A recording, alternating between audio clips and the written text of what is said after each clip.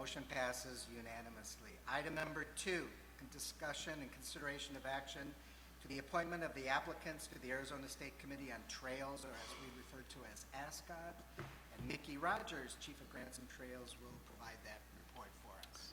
Mr. Chair, members of the board, good morning. My name is Mickey Rogers. I'm the Chief of Grants and Trails for Arizona State Parks. The Arizona State Committee on Trails, ASCOT, serves as an advisory capacity to the State Parks Board. The mission of the State Trails Program is to promote, develop, and preserve non-motorized trail opportunities throughout the state for mountain bikers, hikers, equestrians, and water trail users. ASCOT is vital to develop this system. Currently, there are 2 vacancies in ASCOT, and recently we received an application from Robert Stinson to serve on the ASCOT committee. Robert has a lot of experience in both trail work on non-motorized trails and would be an asset to ASCOT, with also experience as a recreation coordinator. State Parks will continue to solicit at ASCOT other vacancies and have tasked the Arizona State Committee on Trails to assist with filling this vacancy. The recommendation from staff is to approve Robert Stinson as a new member of ASCOT. I'd be happy to answer any questions you have. Thank you, Mickey. Any questions or comments about Mr. Stinson's recommendation to ASCOT? Mr. Chair, I'd like to just make a comment. I've had the opportunity to network with Mr. Stinson and certainly admire his resume and the work that he's doing for the city of Marana. And I think that he will certainly bring a great perspective and a connection to the profession in Parks and Recreation. So I will make a motion to approve Mr. Stinson as new member of the Arizona State Committee on Trails. It's been moved and seconded to approve Robert Stinson as a new member of the ASCOT board. Any questions further? If not, roll call vote, please. Gail Larson? Yes. John Septon? Yes. Lisa Atkins? Yes. Debbie Johnson? Yes. Warren Lewis? Yes. Sean Horn? Yes. Terry Palmer? Yes. Mr. Chairman, that's unanimously. Thank you very much. Is Mr. Stinson on the phone? I should have. No, he isn't. He's not. Well, congratulations wherever you are, Mr. Stinson, for coming out to ASCOT. It's good. Thank you. Thank you, Mickey. Item number 3, discussion and consideration of action to approve funding for the July 2019 motorized grant applications. And Matt, you're up on board.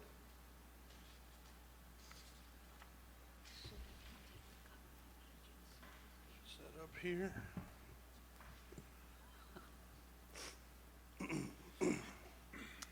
Good morning, Mr. Chair, members of the board. For the motorized grant applications, we had 2 applications.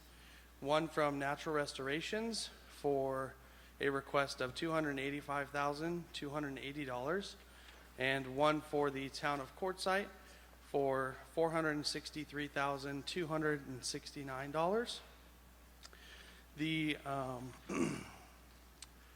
town of Quartzsite is requesting to develop a staging area for their off-highway vehicle community, and the Natural Restorations is requesting funding to continue their work in providing trail cleanups throughout the state. Staff, the Off-Highway Vehicle Advisory Group, and AORC had concerns related to both projects that were addressed. For the town of Quartzsite, there were concerns related to use that might impact state trust land. So we're, as Arizona State Parks, are working with the Peace Trail, state lands, and other land managing agencies to develop a working group related to the Peace Trail and off-highway use as it relates to state trust land. So that's a continued process. And with the Natural Restorations project, there were concerns on repeat areas that we've seen them apply for funding to clean up several areas over and over again, as well as salary concerns. So it was expressed that we'd like to see, if they come forth with another grant in the future, that they're either visiting new areas and that their salaries are being supplemented by other funds aside from the off-highway vehicle community. There have been concerns related to their work with BLM as it relates to trigger trash. Unfortunately, with trigger trash, it's considered hazardous material, so they're trying to work with the BLM on that to figure out ways that they can help work with the BLM. But right now, they have a lot of partnerships with state land and the U.S. Forest Service, and they are one of our best applicants as far as the timeliness of submitting reports and accurate reporting. And so the Game and Fish Director expressed that he was willing to assist Natural Restorations in bridging that gap with BLM and helping foster that relationship. At the AORC meeting that was brought up, so both OFAG and AORC recommended to fully fund both projects, and I'm happy to answer any questions related to either one of those. Okay, thank you, Matt. Any questions on either one of the two grants? Mr. Chairman, Yes, Member Lisa Atkins. thank you very much. I'd like to know the details of the conversation with the State Land Department. I apologize for not having that information at my fingertips. Are these meetings that have already occurred, or these meetings that are being planned? So, Chairman and Commissioner Atkins, the Arizona State Parks and Trails grant team has met with Ruben and I believe his name is Miles from your right-of-way team. We've met with Yuma County, we've met with La Paz County, as well as Mojave County, and we're continuing to work towards creating an ongoing working group for the right-of-way concerns related to the Arizona Peace Trail. Thank you very much. All right, thank you. Any other questions on these two grant requests? Member Orm. Yes, thank you. First of all, I'm delighted to know what the concerns that have already been raised were. That's helpful to me. I just want to say I'm absolutely shocked that $285,000 is requested to clean up what was in 2017 81 tons of trash left by these users. I think this is a tragic use of our open space, and I'm very concerned about it. And I know that we have this decal program, et cetera, and later today, I think we will be discussing how we can supplement some law enforcement agencies, but this is getting out of hand. And, I know we've talked about developing other parks, et cetera, for off-highway use, but somehow we need to build into this permitting process or whatever some accountability on the part of these folks. This is a huge problem for the state and for private landowners as well. You've heard the commissioner speak to the issues that her department deals with. It's bad. Mr. Chair, Member Orm, with the natural restorations, it's my understanding that while these are taking place in off-highway vehicle use areas, it not always is the off-highway vehicle community that's leaving the trash. And I know that they are continuing to work with the land managers to provide additional law enforcement, which is why we have an influx of law enforcement grants. They're looking at issuing citations, putting out cameras to try and catch the violators. So they're continuing to work towards, better means of curbing this bad behavior.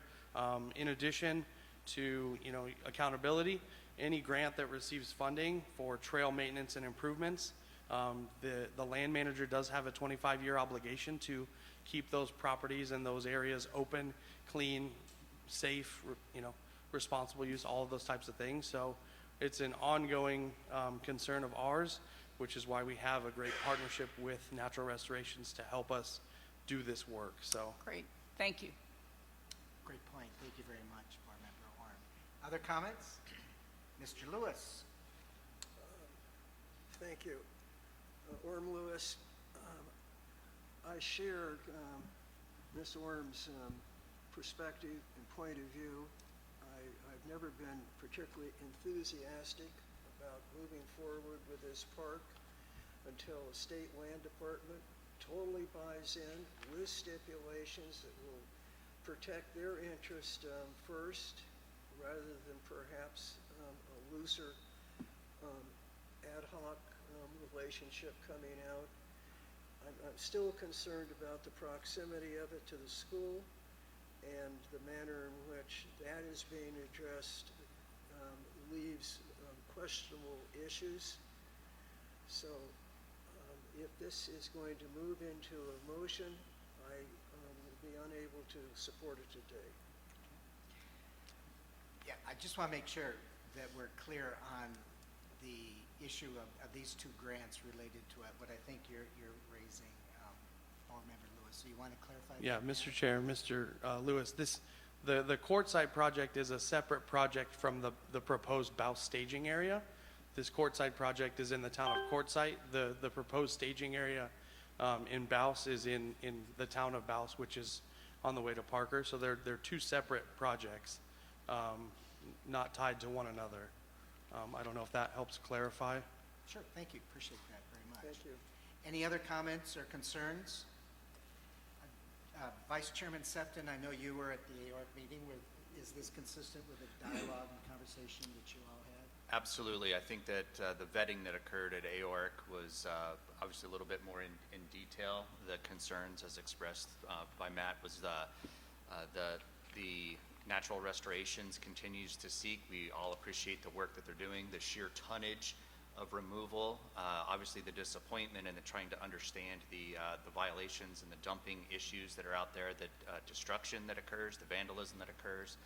And there's more to the $285,000 as an issue, but I think that while we have the funding and we have the resources and we have the applicants, that the investment in curbing and addressing what we can today was the support from AORC and some of the discussion, and that we see the town of Quartzsite as a good partner.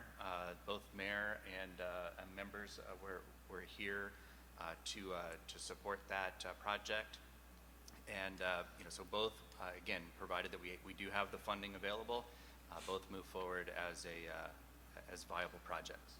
Thank you. I move approval of both. There's a motion to approve both of the requests on the motorized grant.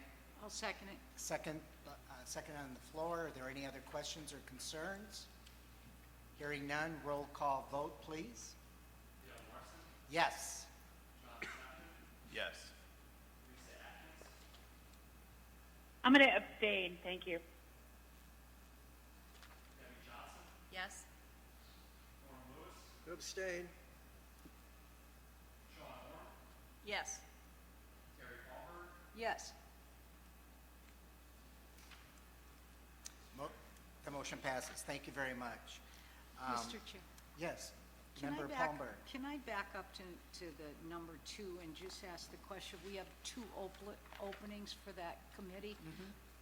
Mr. Stinson, which one is he filling? Because I've reached out to an individual that's going to let me know. Is he agency or hiking club? Mr. Chair, I'm pointing to the answer. it's government agency. Okay, thank you. I would guess with me. Right. Okay. Thank you. Sorry about that. Item number 4, while you're still up there, discussion and consideration of action to approve funding for supplemental law enforcement grant applications, again, related to what we were just talking about. So Matt, if you could. Mr. Chair, members of the board, my name is Matt Eberhardt, the State OHV Coordinator for Arizona State Parks.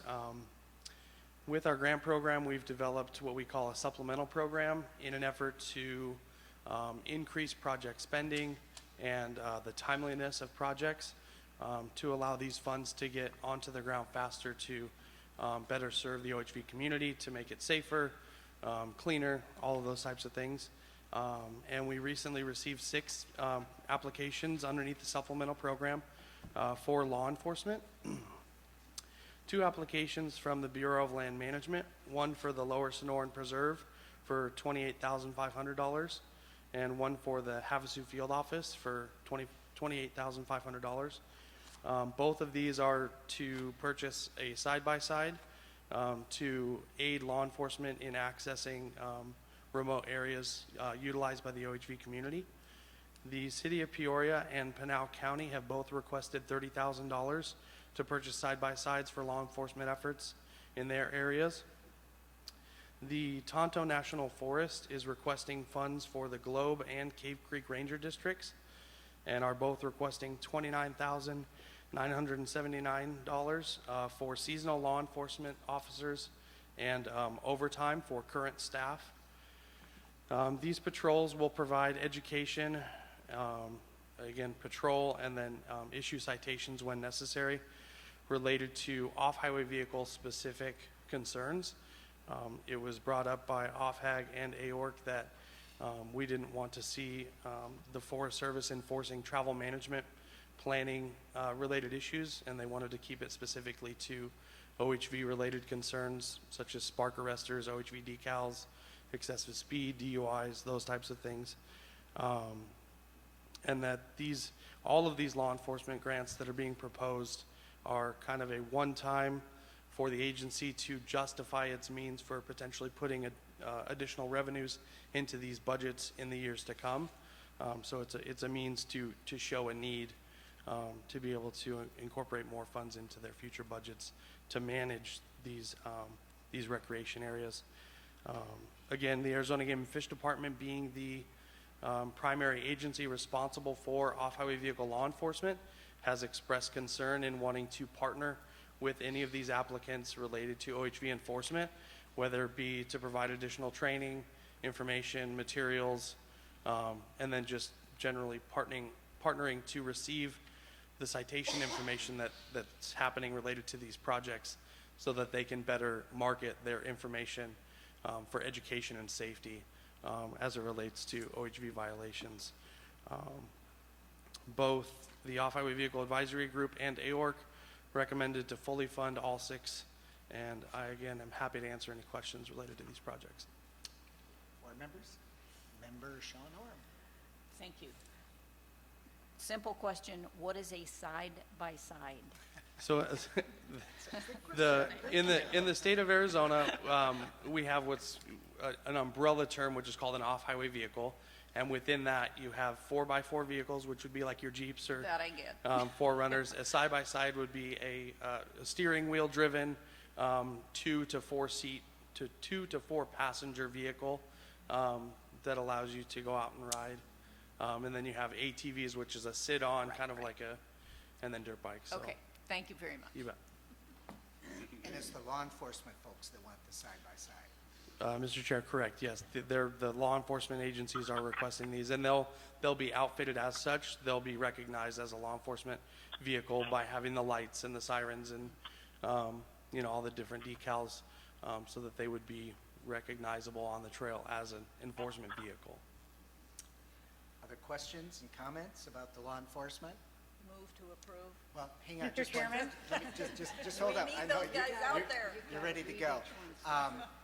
Vice Chair John Sefton not only is on AORC, but he's also an employee of the City of Peoria.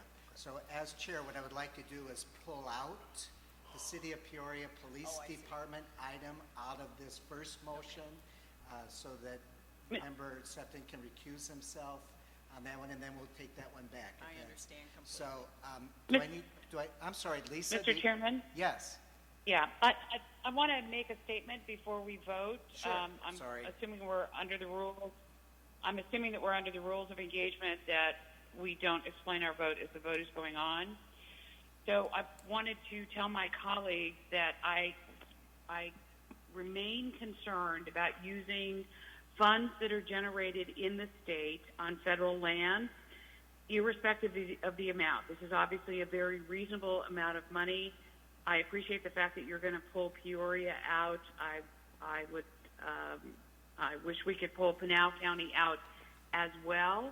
But I have a great deal of heartburn knowing that we have resources that are the responsibility of the state to maintain and enhance their value with no ability of a revenue stream to do so. So our partnership with the land department with state parks is critical.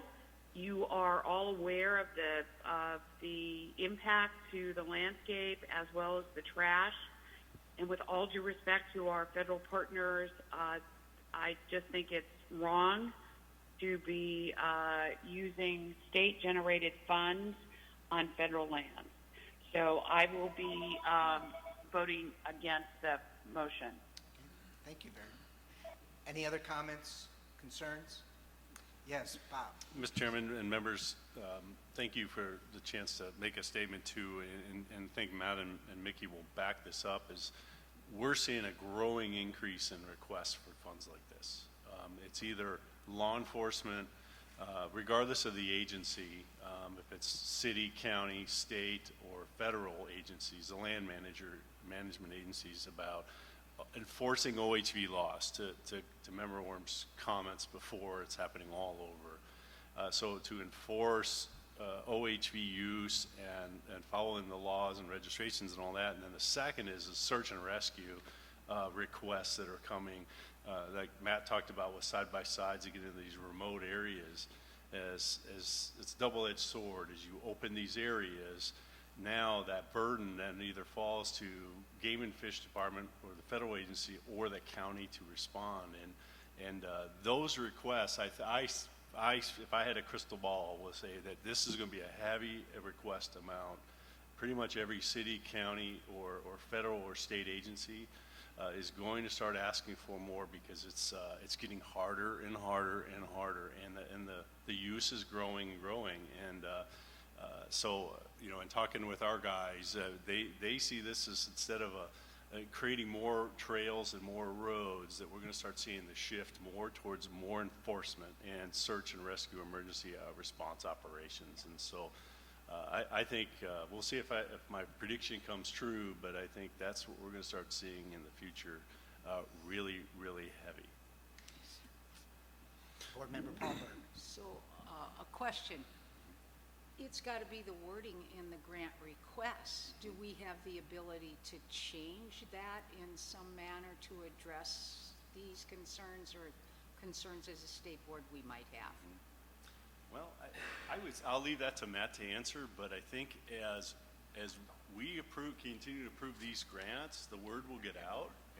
And now clearly it's in there. There's probably some limitations that Matt can speak more intelligently to, but I think as we start approving these, the word gets out, more agencies, or there may be new and emerging agencies who figure it out and just say, we need to do something.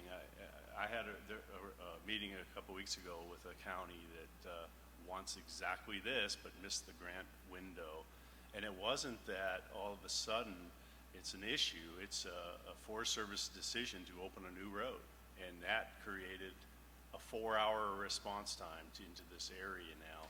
So I think the word gets out, Terry, and I think we're going to start to see a lot more of these, but we may need to look, but Matt can probably answer that. Yeah, Mr. Chair, Member Paul. Go ahead. Was that me? Mr. Chairman, Yes. Go ahead, Lisa. might I suggest that since we know these things are coming up, and I don't think our agency is any different than Parks or Game and Fish, that we know that there's a lot going on and very little coordination with our federal partners, which is another reason why I'm disturbed about using state funds for federal agencies. But there really needs to be some conversation among all of us who have land management responsibilities so that we can head some of this off. There seems to be a very tall brick wall of communications, and maybe the leadership of all of our land management agencies need to sit down, because we get the brunt of all those decisions without ever being informed about what's going on.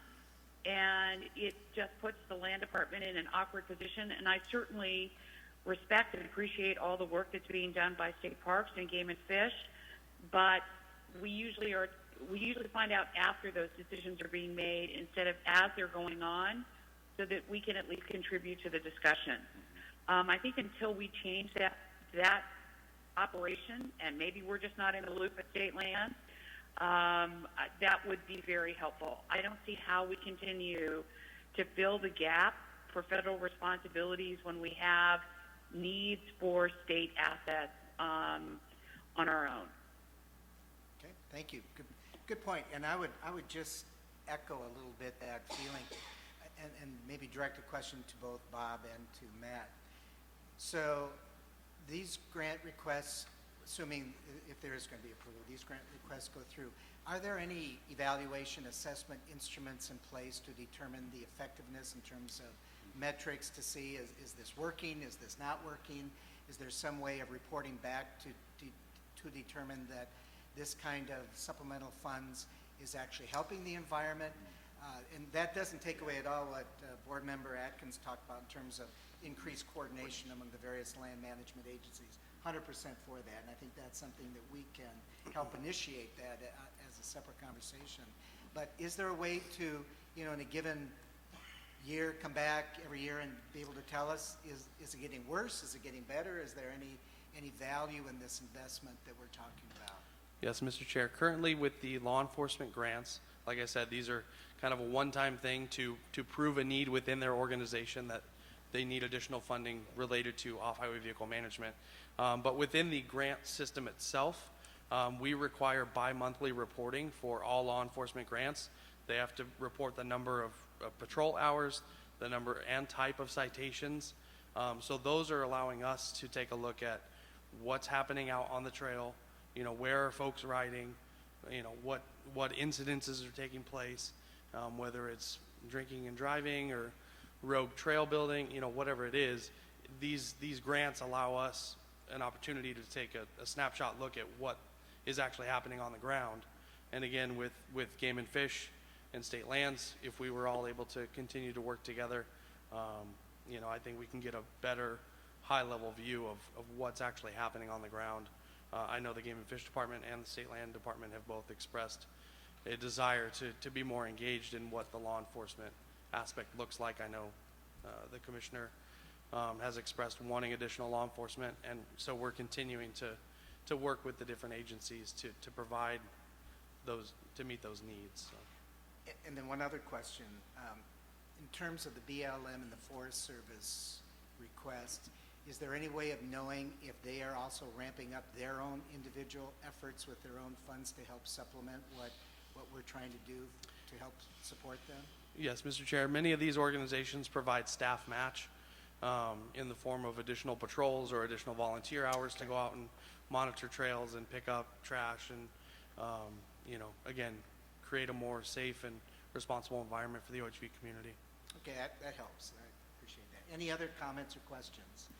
So again, what I would like to do is pull out in this first initial motion the City of Peoria Police Department item, and that we will have a motion to consider the approval for the two BLM ones, Pinal, and the two Tonto grant requests. So is there a motion to approve? So, Mr. Chair, with the long words ahead of me, I will, by nature of accommodating my position, make the motion to approve the Bureau of Land Management Hassayampa Field Office $28,500. To approve the Bureau of Land Management Lower Sonoran Field Office $28,500. To approve Pinal County Sheriff Office $30,000. To approve National Tonto Forest Cave Creek Ranger District $29,979. And Tonto National Forest Globe Ranger District $29,979. There's a motion on the floor. Is there a second? Second. It's been seconded by Member Johnson. Are there any questions or concerns or further discussion? Hearing none, a roll call vote on the motion. Yes. Yes. No. No? Yes. Yes. Motion passes. Now, yeah, I'm sorry. Go Mr. ahead. Chair, I'd move approval of the City of Peoria Police Department at $30,000 amount of funding. Thank you. There's a motion to approve the City of Peoria Police Department. Is there a second? Second. It's been motion approved and seconded. Is there any discussion? Hearing none, roll call vote. Yes. Abstain? Yes. Yes. Yes? Yes. Yes. Thank you. Motion passes. Thank you very much, Matt. Thank you. Oh, and just, again, I think Commissioner Atkins' comment about the lack of coordination among the land managers, and even from my perspective at ASU and through Natural Resources Division, we recognize that. And so I'm more than willing to work with Bob and your staff. Perhaps we initiate that conversation with the various ones, not in a formal public hearing kind of thing, but just in order to be able to get the conversation started. I'm sure there's a slew of issues that we can begin looking at and seeing if we can't do a little bit better job of at least getting the communication out on the table, and law enforcement obviously being one of the key ones. So maybe that's something off record we can try to work on then. Absolutely. Mr. Thank Chair, you. if I may as well, along that same line, Commissioner Atkins' point of the state-generated revenue funding federal land management. So I think that is a really insightful thought, and that while the grants have expiration period, or the funding may have expiration periods, that as a board we can consider some of the future ramifications in funding what should be federal or land ownership, where it's a principle, right? It's a funding principle as much as it is a coordination effort. So, thank you. Thank you. Thank you. Very much, Matt. All right, we have a handful of informational items. First of all, the Arizona Peace Trails Program update. Mr. Chair, members of the board, again, I'm Mickey Rogers. The Arizona Peace Trails propose a motorized route through Yuma, Mojave, and La Paz County. The master plan for the Peace Trail was completed in 2018 with a grant funded by the OHV program. A grant was awarded to the Arizona Peace Trail, Inc. in December for implementation of Peace Trail to make this an approved trail. This includes final alignment on private properties, including state lands. The work would include getting right of entries to these properties, getting a legal description of the alignment, working with the entities, and then have a cultural and NEPA surveys done on these properties. In August, State Parks and Arizona Peace Trail, Inc. met with state lands to discuss the next steps with the process to obtain right-of-ways or right-of-entries on state lands. Prior to approaching state lands requested that the Arizona Peace Trail, Inc. meet with the private landowners and get a defined right-of-way and alignment of the trail in place before reaching out to state lands. State Parks has had several meetings with several of the key stakeholders of the Peace Trail since that meeting at state lands. State Parks met with William Mack, who's the district manager of the Colorado River District for BLM, and that includes Lake Havasu Field Office, the Yuma Field Office, and the Kingman Field Office, along with all of their managers. Over 60% of the trail is on BLM property, and they're supportive of this trail.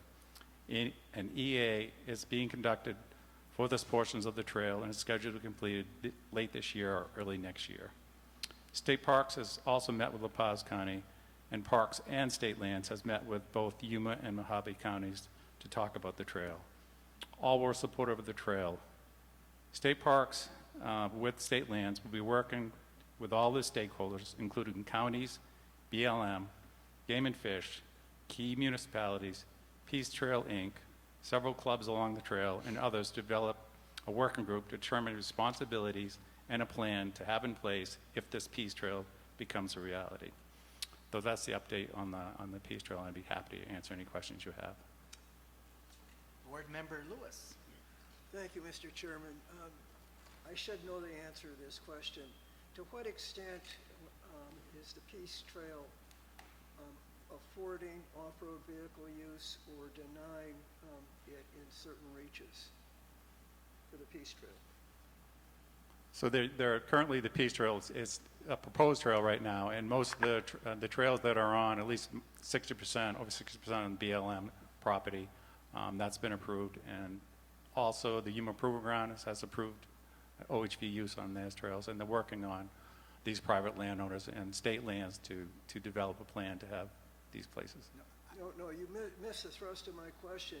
Is there restrictions on reaches of the trail for off-road vehicles? Or are off-road vehicles going to be afforded the use of the entire reaches of the trail? They'll be afforded the use of the reaches of the Peace Trail itself, yes.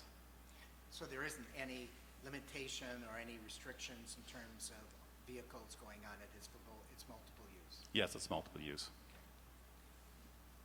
Other thoughts, comments, questions?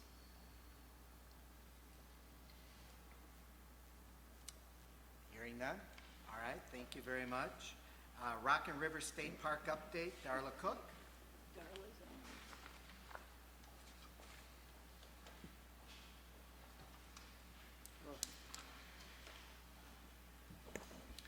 Mr. Chairman and board members, I'm Darla Cook, Deputy Director of Development and Operations for the state parks.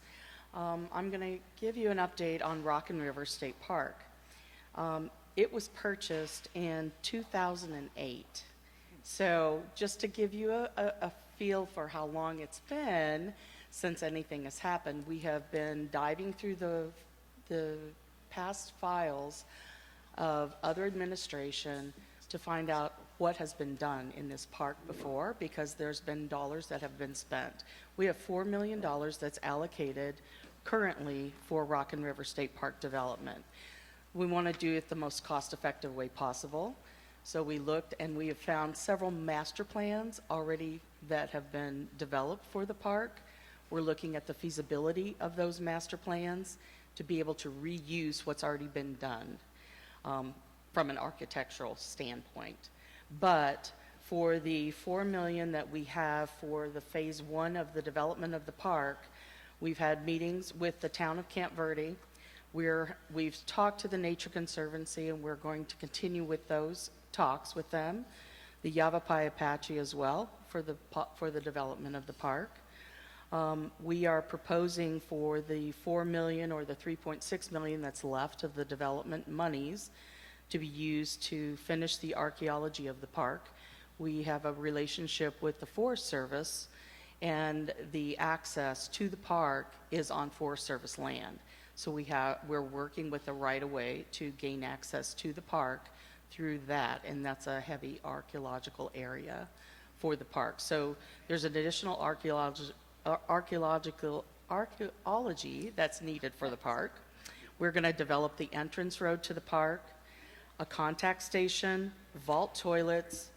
Water use is a prime issue for this park, and what that's going to curtail or entail for us to be able to develop the park, because there's very little water on the park. So that means it's going to be a primitive park until we can get additional funding for water. There will be parking lot improvements as we develop the park for folks to park at, and an Iron Ranger for fee collection. We're using our utility analysis. We're looking at the utility analysis for the power that's coming into the park, as well as concession options for the park that we will hold in public meetings to get ideas for what the public wants to see. It's been mentioned they want to see horseback riding, trail rides, trails developed for the park, as well as some archery has been mentioned, and also river access for a concession development in the park. And that's the status right now that we have. We're working towards finalizing that to something that people can look at and have more comments to, but that's the status for the Rock and River right now. Questions? First of all, Board Member Palmberg. A question. How many public meetings have we already held up in this area regarding this park? I don't know how many previously have been held, but since I've been here, we haven't held one. So we are going to be holding multiple public meetings before we develop the park out. I think we need to look back at the records and see what the previous meetings have We will. identified. We will.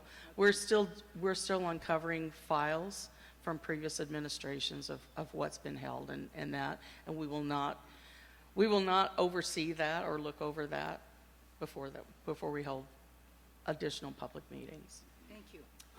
Since Board Member Orm, this is your neighborhood, you have some comments here? It is. Well, I attended at least 2 of those public meetings that were held in Camp Verde. And I think I may have missed one, so I think you may find records for 3 meetings. Okay. At least.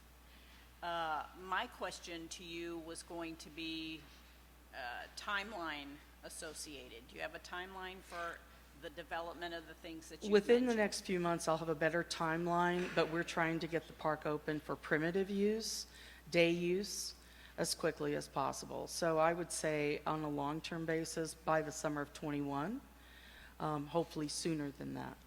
Thank you. And we just got confirmation that you're right on the 3, so then the 3 plus whatever is to come. So, Bob? Yeah, Mr. Chairman, thank you.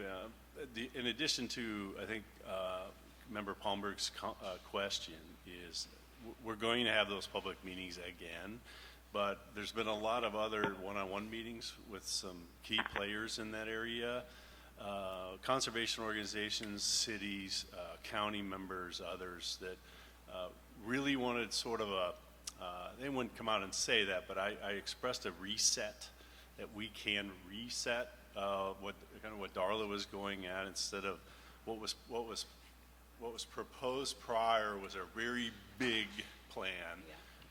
It got balled up in a lot of issues, archaeological, water rights issues, there's tribal issues, there's a whole laundry list. And then, so what we did was really just brought this to a very basics of, in our appropriation, within that time frame, what do we get? And essentially that has to be open. Let's open it. And what is it we need? And that's what Darla's getting at is, okay, is it potable water? Is it all those other things? So we haven't necessarily had public meetings, but we really have gone out and met with a lot of those organizations to kind of get their feedback on why the angst and why was everybody concerned before. And now, okay, now we need to kind of reset and see what we can do, whether it's an incremental stage or not. And then you remember there's a lot of the landowners that are around that area, right or wrong, came out very opposed to that. They're another group that we need to reach out. Yeah. So if we did a couple of trips up there, we've cleaned that place up incredibly well. The potential on that property is phenomenal for what we could be doing as a primitive-based events kind of a place. So as we've been meeting weekly with Darla and her group, and we're going to nail this down, and we want to bring this plan back to you all. Maybe have some meetings up there with you so you all can see it, see what we're talking about. It's fantastic, but we want to make sure you guys buy off on that plan. Then as we roll this out to the public, we've got a bunch of meetings that we need to do. Just make sure people are comfortable where we're going, and that we do what we say we're going to do. And that the appropriation clock is ticking very loudly in my ear, in Tim's ear, and Darla's ear, that we need to go. We need to spend the money. But let's do what's right. Let's do what's appropriate. But also that you all, as the board, have a buy-in on what's going on, and that you know what's going on, because you live in that community. You get questions, I'm sure, daily. So that's really what our goal is. I think we can assess those baseline conditions, and then we can come back to you, I think, with a plan and see what you guys think, and make tweaks if we need to. Just a couple of questions. You mentioned you're at about, what, 3.6 million, that 400,000 has been spent to date? Yes, that was done in Plymouth prior to last year. That was done for archaeology So on the park. is all the environmental impact, quote, archaeological resource, is all of that completed? We have some that has been done. It is not bought off yet by the Forest Service because it has to be done for the right-of-way access into the park. And that single lane road that is right now needs to be widened. That's an issue. So we're working through that because what was proposed is a very large road and a very large entrance that would trigger a NEPA study. So we backed that back and said, let's do a primitive park versus this big wide lane, because that was part of the the Forest Service issue with the entrance to the park. Is this Coconino or Tonto? No, it is, Tonto, yeah. Or Prescott, I'm sorry. No, it's, yeah, Prescott and Tonto's on the other side of the river. Thank you, I get my Forest Service lines. Yeah. But we've got additional meetings with them to work through the agreement for the right-of-way to come in, and so their level of agreement has come down to where we can all talk. Well, and I think the baseline is that it was 4, now it's 3.6. How much more of that's going to be shaved off? We hope not. Before you really talk about developing the park. And that's exactly why we're trying to do this the most efficient way possible, is to see what all, there's been plans done for a wastewater treatment out of that 4 million. So we've already paid for that. So there's other things that have been done prior that we're going to revamp and reuse those plans as we move forward. Certainly these meetings to come, I think that's the information that everyone wants to know is Sure. what's been spent, for what purposes, and what's left. And we will provide a full accounting of that. Yes. Bob? Mr. Chairman, thanks again for recognizing me. And Darla hit on something very key. That road was the trigger for whether we were going to spend tens of millions of dollars because when it's the Forest Service road, and Darla mentioned the archaeological potential. So the original plan was RV sites and a whole bunch of other amenities. When you widen that road, you trigger potential archaeological impacts, which then triggered a NEPA document. Right. And our first meeting with the Forest Service was, you're going to pay for not just the survey, you're going to pay for core sampling. You will be into archaeological investigation for several years. That will then trigger a NEPA document that will be several years.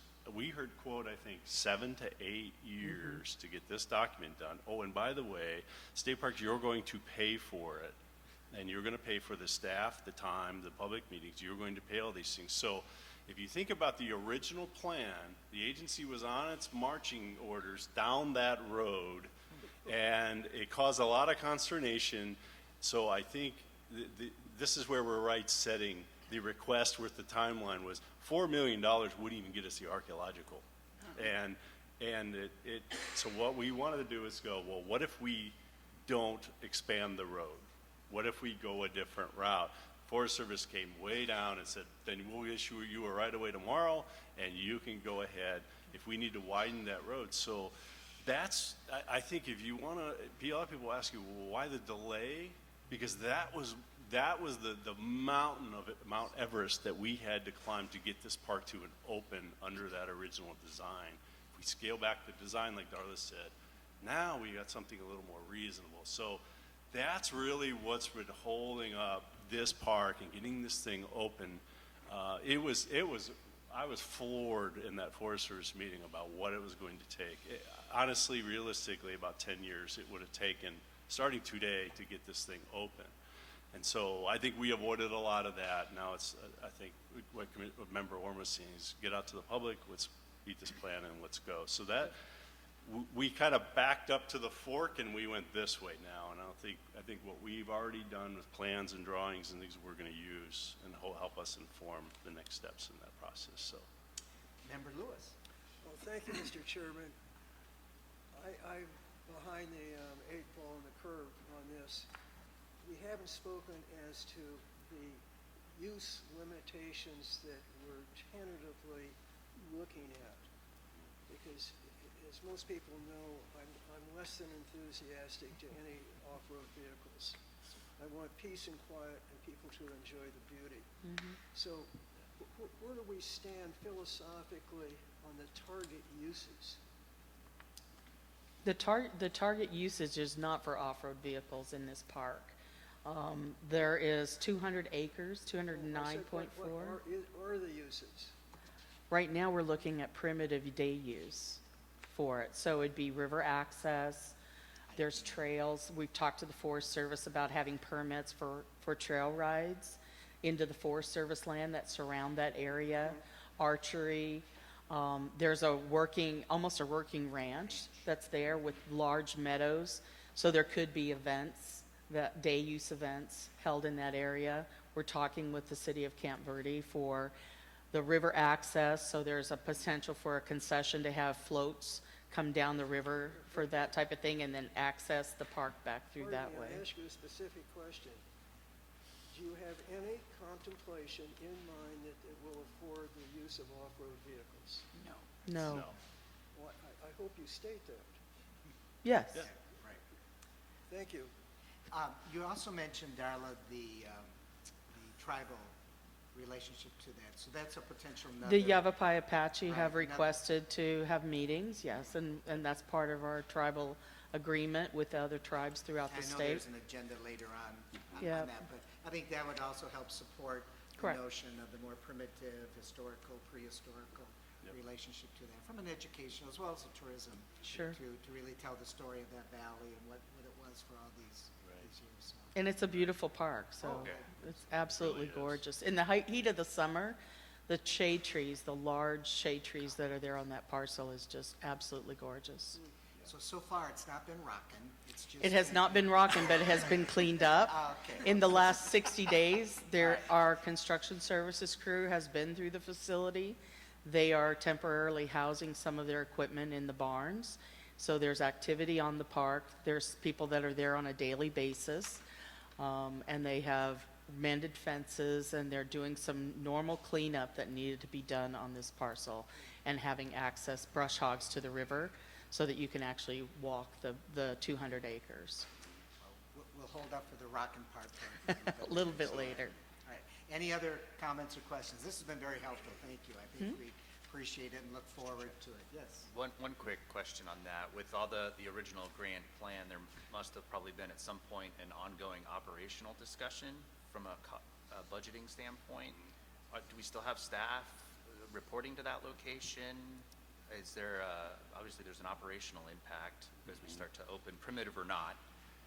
There is, and as you well know, I mean, if it's day use versus overnight use, we had an individual that would do, I think, 1 day a week. 1 day a week. That shared her time between there and Jerome, I believe.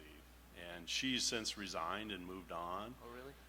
Super sharp. But you're absolutely right, and this is going to be part of that analysis. Is under this scenario, what are the long-term operational costs, which includes staff, it includes volunteers and those types of things, and that you're going to need a body or two out there to manage that use and oversee it, and perhaps even live there. There's housing there, for example.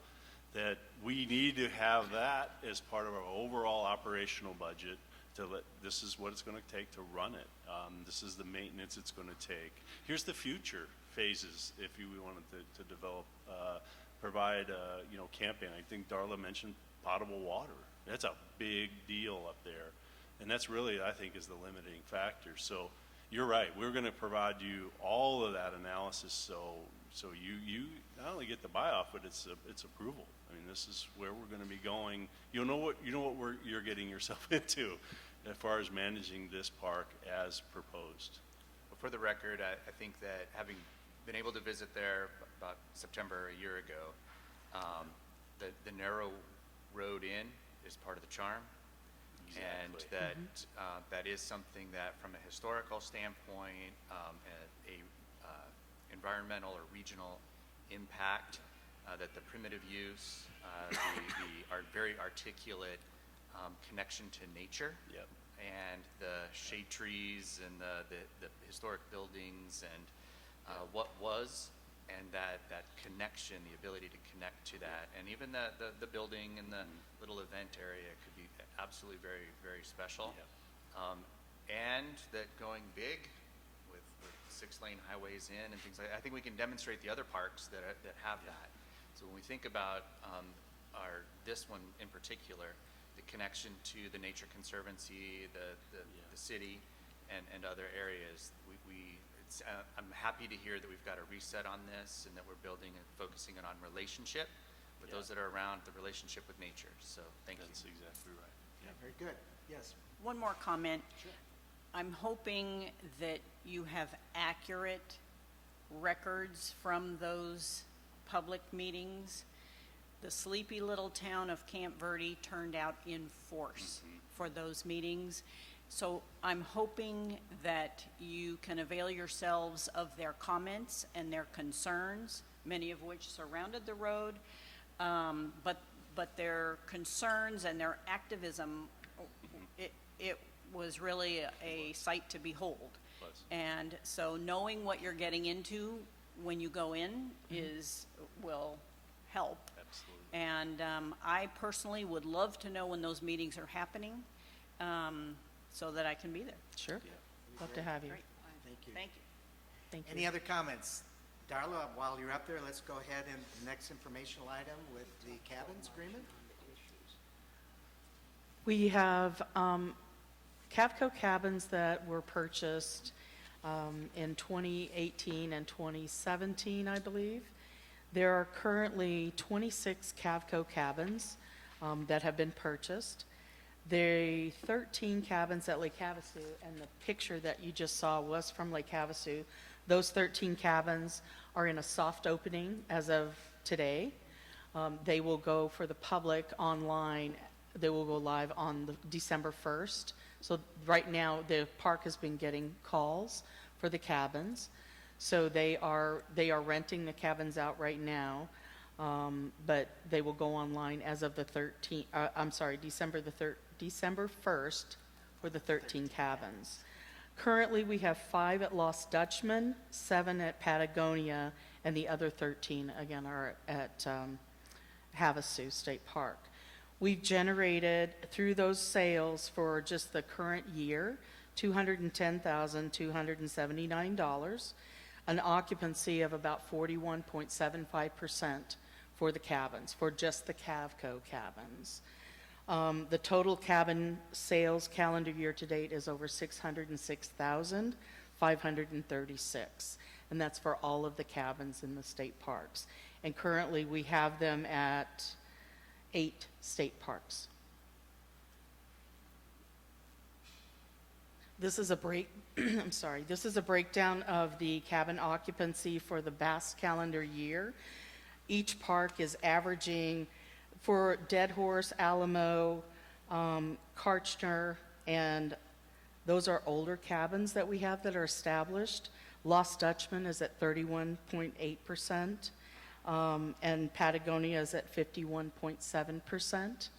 So they are the ones that, Lost Dutchman and Patagonia are the ones that have the Cavco cabins at those locations. The comments that we're receiving back, these are dry cabins. They are not wet cabins. So the difference between a dry cabin is that they're primitive. There's no water. There is no in-suite. So we've had to build bathrooms, public restrooms, and showers for the cabins. And that would be that at night, when you're spending the night in a cabin, you're getting that rustic feel, but you still truck down a little bit to the restroom or shower for the use. So that's been one of the negatives. They love the cabins after they're in them. Our guests have loved them, but that's been the negative comment that we've received back from the majority of our guests. But once they understand what that is, that it is a step up from a tent camping versus a quote-unquote cabin camp, they understand what that is, and they enjoyed it. The feedback we're getting so far from Lake Havasu for just the soft opening that we've had in the last week, they love them. They're sitting right out on the beach, looking out over the lake, and they've trucked in white sand on the shoreline so they can swim while they're staying there. The average cost for those cabins have been about $37,000 each. It was a $1.2 million investment into those cabins. Originally, it was planned that they were going to purchase 100 cabins. The parks were going to purchase 100 cabins. I don't think the way that they chose the locations, there was any thought to that purpose, because there's no infrastructure there for the bathrooms. That was the trigger that caused a lot of extra expense that was not planned on in advance. But overall, I think with the addition of the ones that we've opened at Lake Havasu, that they're gonna start ticking up with the occupancy in those cabins overall. Questions or comments about the rental? Yes, Board Member Lewis. Oh, thank you, Mr. Chairman. The notion of cabins, I think, is marvelous, but maybe I'm too sensitive to the environment. The architecture, ostensible architecture of the cabins is less than inviting, the classic cabins you find in national parks, there's a romance to them. And I would suggest that perhaps a bit of landscaping would be tied into the cabin setting. I realize that's a lot to ask for, because how is it, are we talking about what size trees or vegetation, but it could be warmer and more friendly. And I think it enhances just the love of the land and the experience rather than just the functionality. Okay. Other comments? Yes. That's a great point. Vice Chairman. Thank you, Darla, for this. I actually had the opportunity a couple weeks ago to be in a cabin at Dead Horse Ranch, and one of the older ones, it was the deer cabin. So my wife was very excited to take a picture of Deer and John. Deer John picture.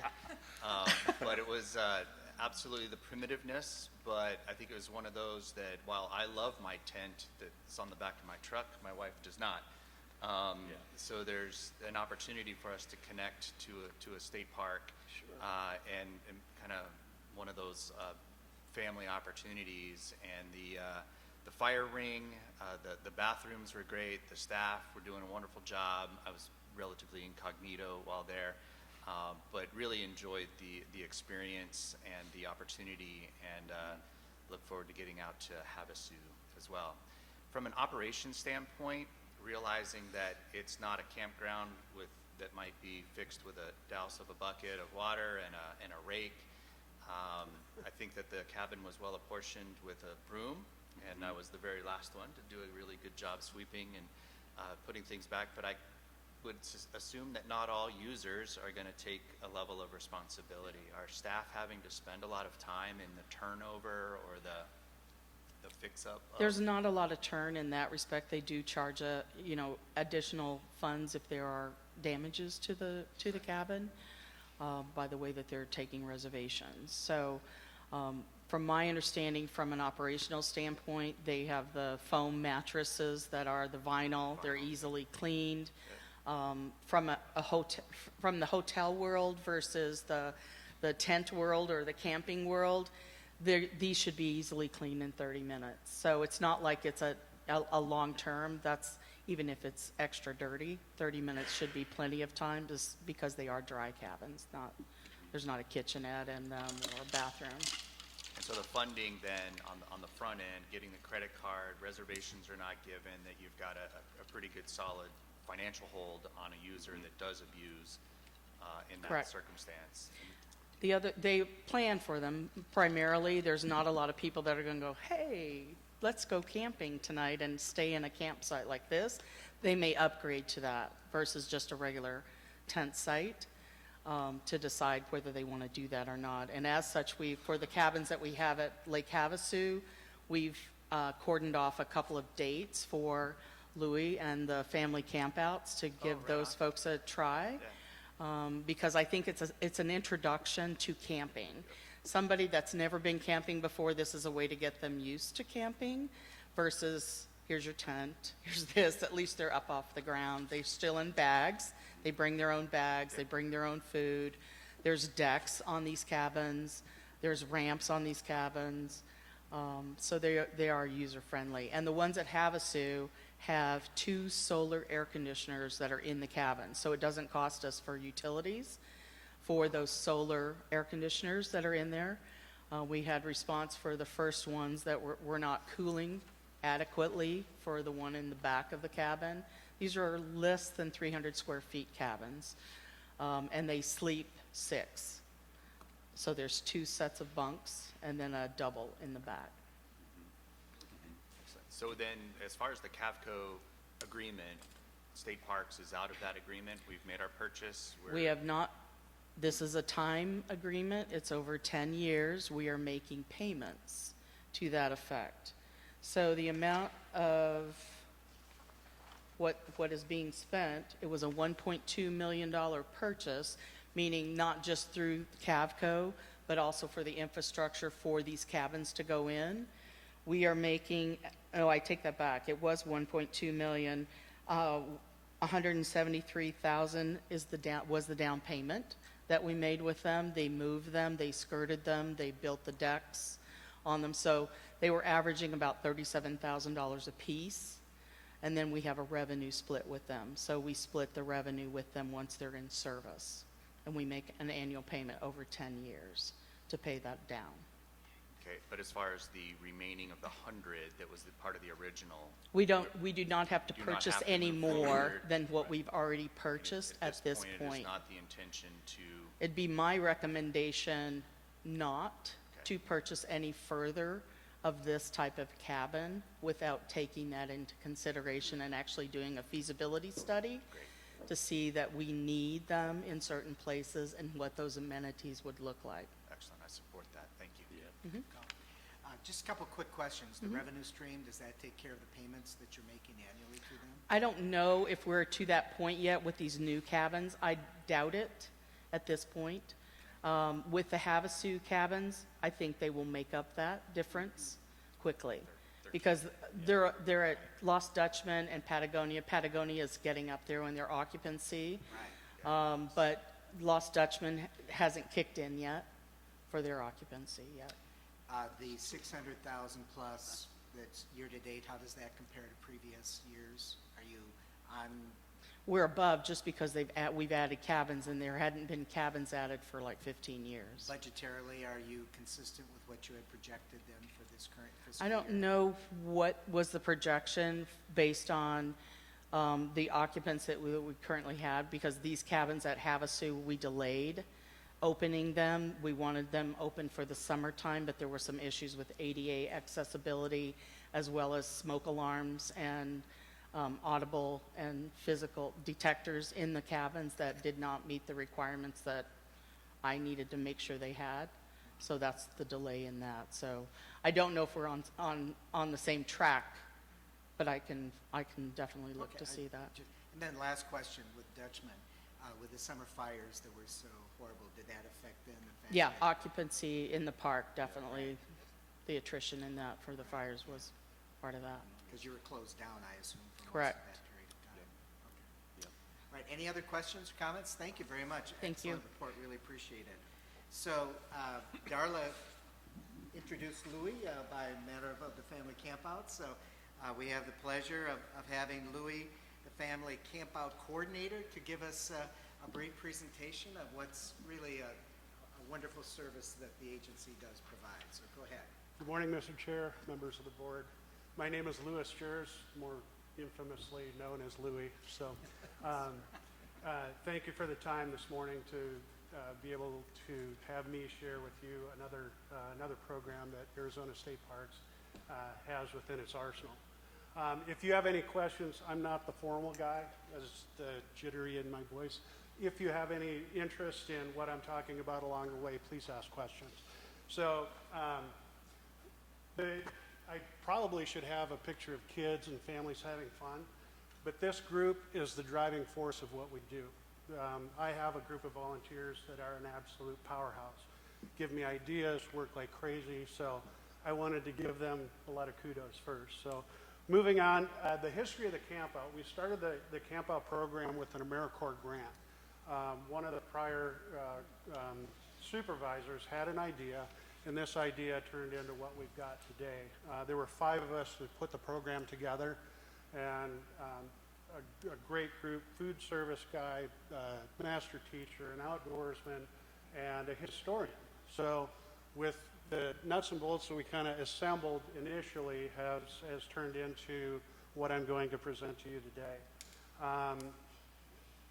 And a ton of hardworking volunteers along the way. And you know as well as I do, within the parks, there are a lot of different activities. You know, whether it's scorpion hunting, bird watching, hiking is everywhere, just sitting down, relaxing, and watching a really nice sunset. There's nothing wrong with that either. And then moving on to other things, which is camping and fishing and other things along the way with astronomy. When our campers come into the parks, initially we talk safety, we talk respect. Safety mainly park individual plus throughout the state.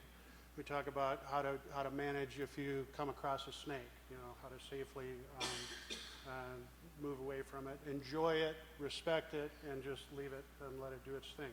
Whether we also have the kids start fires on their own with flint and steel, and teach them also how not to burn down Arizona, which is very important. So with that, I'll talk about a little bit more of safety and respect as we go through some of the units. With the units that we teach, I already mentioned how we teach kids and the families how to respect the wildlife that are in our parks, in their backyards, and as we go through. One of the components is, you know, I mentioned the snakes. You know, if you have, I tell the families, if you have snakes in your backyard, if you're backed up to a preserve, don't just kill them just to kill them, because they're super important in our habitats in Arizona. So we have a scorpion unit that we do, and I'm going to tell you a real quick story. At Roper Lake, there's a little canal that runs along one of the service roads, and there was a brush bunch backed up in this canal, and we were scorpion hunting one evening, and I was up in front because we knew there were snakes in the area, and there was a snake sitting right on this little bridge that was formed, because I'm guessing the kangaroo rats and mice and things were using that as a transport. So that's a perfect example of working smarter, not harder. That snake was sitting right on that little bridge, and it was, you know, picking things off along the way. But yeah. So anyway, we could tell a lot of stories along the way. Debbie will put that in all of her publicity. Yeah. But with the units that we teach, it starts out with tent setup. You know, we teach families how to set up for different situations, whether it's wind, rain, you know, excessive heat. At Roper Lake, we never know what we're going to get, so we'll also add surface tarps and things like that, how to avoid bowls of water, but it's all safety driven. Mainly, never set your tent up in a wash. So, you know, and I tell the parents, you know, we teach safety start to finish, but it's not a formal situation. You know, it's practical application. So I'll talk about it when we set up tents. Then when we go on our hike, we'll look for those keys that tell you this is a wash, you know, whether it's the pea gravel, very round sand, or accumulation at the bottom of a tree, or even a water line. So we talk a lot about that. Other units, fire starting. I gather, you know, I've got a perfect situation where I have a 18-year-old long blonde-haired daughter at home, a son with long curly hair. So I gather my dryer lint throughout the year, and we start the fire with dryer lint, you know, and emphasizing hair is a great flammable. So even if you do get stuck out somewhere and you have flint and steel, that's one way to be able to start a fire. Kind of stinky at times, but it works really, really well. So the kids are gathered around the fire. They have their flint and steel. We've talked about those situations, you know, dry grass, overhanging branches, even a root. Never, you know, build your fire on a root because it'll go back to the tree. Anyway, those situations, you know, and I tell them the smartest fire they will ever assemble is the one they don't light, because they have the wherewithal to know this is a potential hazard. I may start a fire like what we've had in this last fire season. So very, very important. But it's fun to watch those kids around the fire with their flint, with their steel, and with their dryer lint. They can't get enough dryer lint. They're trying to hoard it all. So I have to kind of hold on to the bag.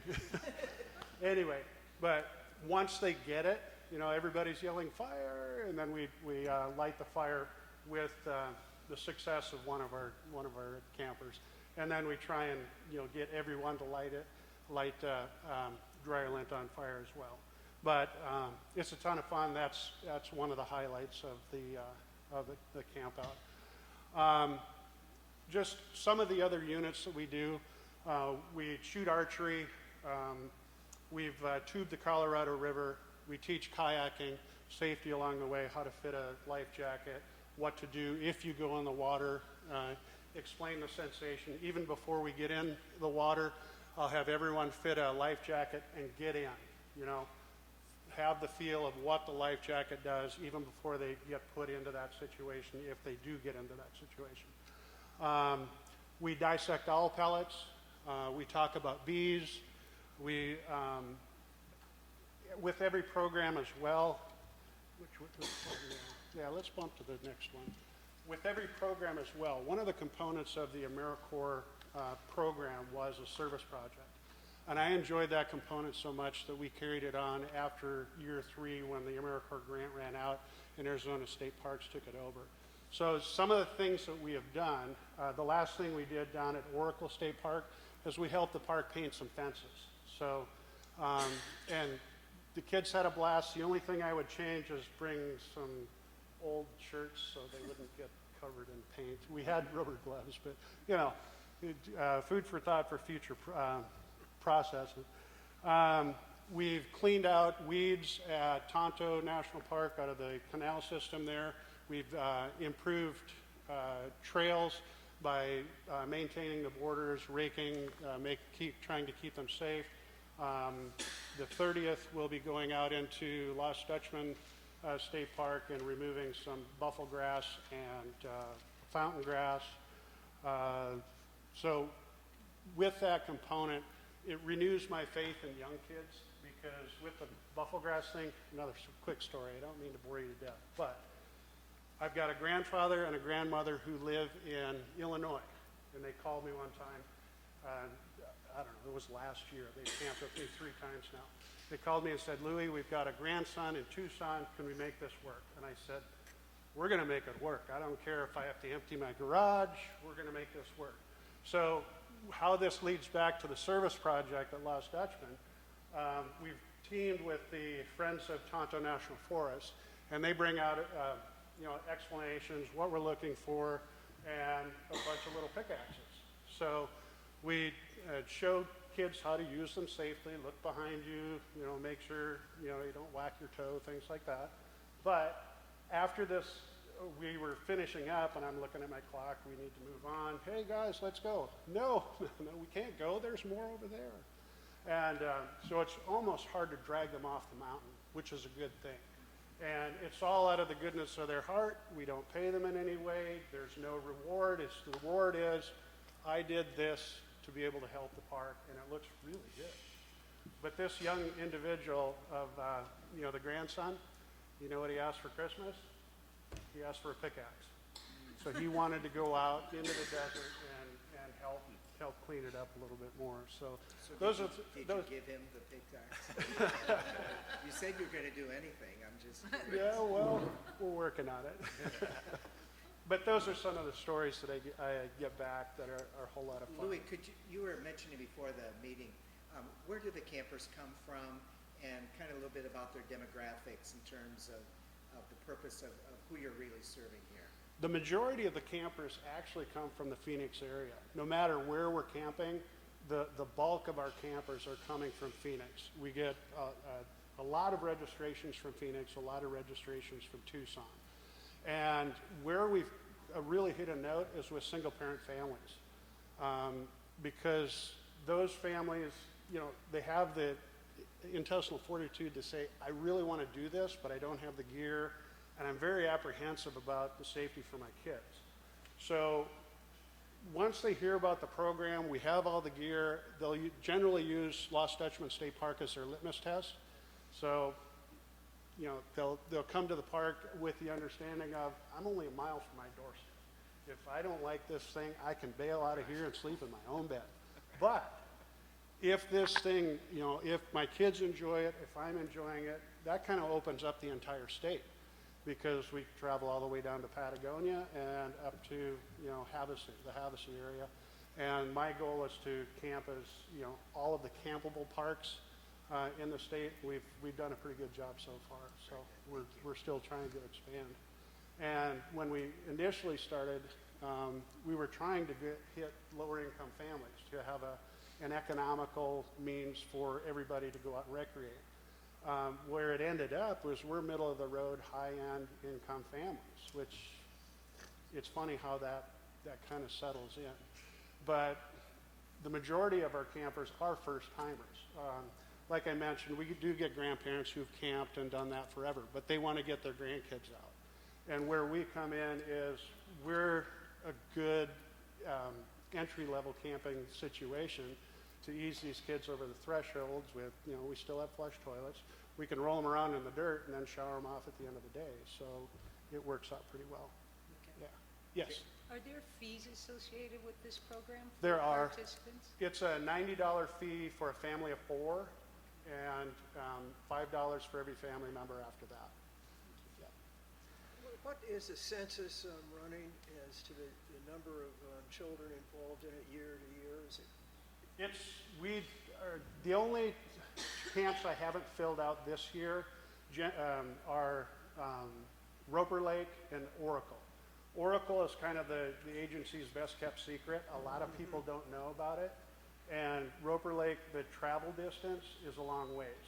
Everything else has filled, and that's been the history for the last 3, 4, since the program began. So what's that number? I don't have that. Roughly. I registered 10 families per camp out, and last year I ran 16 camp outs. That's, So- great. That's what I was looking for. It's a pretty decent number. Yeah. Yeah. Well, you're to be complimented indeed. Yeah, again, this is the service, Bob, everything. Why don't you try to wrap it up a little bit? We've got some other items. Okay. But really come to some of these points, because I think this has fundraising opportunities. I think these are stakeholder groups that could really see the benefit of connecting the urban areas of Maricopa and Pima County going up into our state parks to help support scholarships for these campers and for these families. And yet, to be honest, and I think I'm in the business, I was not that familiar with this. I really am, and shame on me, but we really need to get this out and promote it more so for the great work that you all do. Thank you. May I chat about one more thing? Sure, no, please. The ADA slide. I think. What I'm trying to expand. Yeah. So what we've done, one of the heads of the Civitan Foundation reached out to me and said, Louis, can we do this?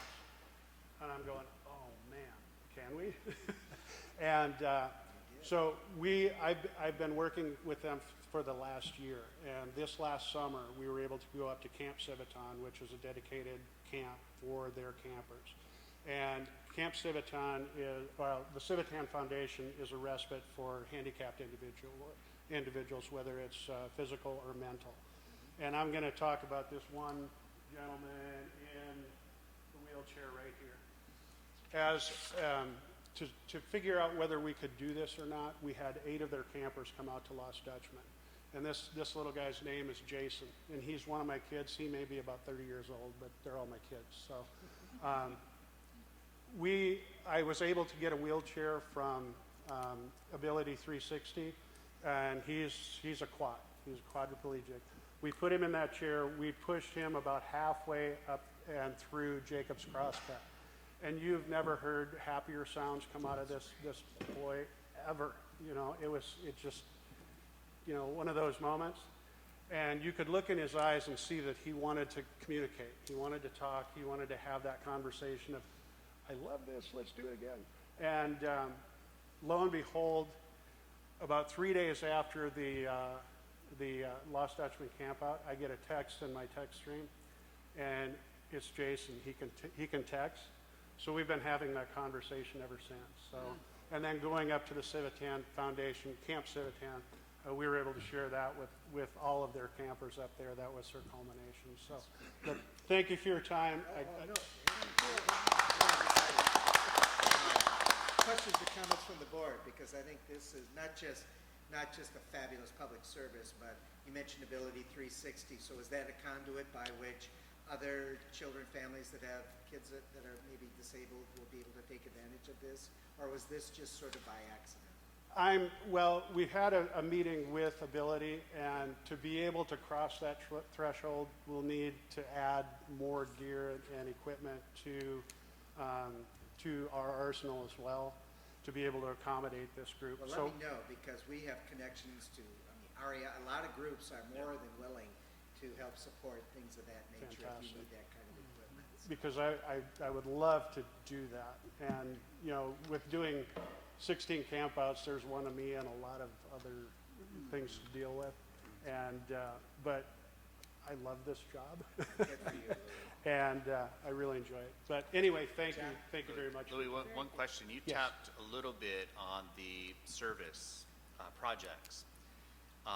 Personally, we've had some connections with some hotels, and Debbie will probably recognize the service tourism is a real burgeoning opportunity within the state. I think that a lot of folks are looking to do something with meaning with their families. Just from a economic standpoint, while the $90 is a covering cost, maybe, right? But that's not the intention. But you know, just as an idea, with your enthusiasm and what you've learned over the past several years, that the concept of a revenue-producing service tourism, tourist attraction type of a program along this line. I mean, for years, I've had the vision of advertising in Germany just for the week-long camp in Arizona, because of my understanding that a lot of the Germans just want to see a cactus. And to be able to give an experiential aspect that you've already created with the curriculum and the different tools that we have, that could be a very real and tangible revenue producer. And I think that's something that as a state, we want to start focusing on both with all of our organizations in the recreation realm. And I haven't thought about that, but thinking forward, we've thought about also like individual hikes, you know, do like a day hike, go out, you hike out into the national forest, come back, and then camp with that group, or doing, you know, camp or hike out, camp, you know, and then hike back. But I like that idea. I really Thanks for do. sharing. Louis, thank you, and thank you for your service and your volunteers and all the groups that are with that. It's just an outstanding Thank you. You're welcome. presentation. Thank you, guys. Thank you. All right, yes. Item 9A, update on submission of the board's 5-year regulatory report to the Governor's Review Council, and I think we have Michaela to come with this. So Yes, good, Chairman. Good to see you again before the legislative session starts. What is that? Thank you for your time today. With your packet, you should have received 2 things in the back of it, and that would be this nice flow chart produced by the Governor's Regulatory Review Council and the 5-year review report itself. And so just to start things off and make sure we're all on the same page this morning, is I was going to use a little bit of analogy. And it's probably really bad, but just bear with me. So we're in a bay. We've been made tugboat captains, and we're here the first day. And so there's some big things in the bay we need to help with. We're one tugboat, state parks, through the board, And there's other tugboats. There's the tugboat of the governor's office, the executive branch, and they've said that it's very important to them to have rules that are concise, clear, and minimal, so that people know what they are getting with a rule. It's clear, it's not gobbledygook. So they're in another tugboat. In our specific set of rules, there's a third tugboat. There's particular legislative authority that the legislator has if there's rules about the safety in the parks. They kind of have a veto within the statute. And then there is what I call the kind of directors. They're out in the speedboats, and the GERC, they have a loudspeaker, and they can shout out and say, you know, this is how it goes. We're reviewing, these are our advice. The Secretary of State has a little bit more of a technical loudspeaker, where they're saying make sure the period's in the right place when you publish the rule. But there's a lot of steps to the process. So I wanted to make sure everyone saw this, just to know like where we are in the process is kind of like right here. And this is what this first 9A is, to kind of show you a little bit about what the submission was and to start the conversation of where you want to go. So on the first slide, basically the legislature extends authority to make rules to an agency for specific activities and programs. In our case, our statute specifically reserves the rulemaking authority to the appointed board. And what is a rule, you might ask? So the technical definition is a rule means an agency statement of general applicability that implements, interprets, or prescribes a law or policy or describes its procedures. So within statute, all these rules have been promulgated over time. The legislature passes laws, then rules are made.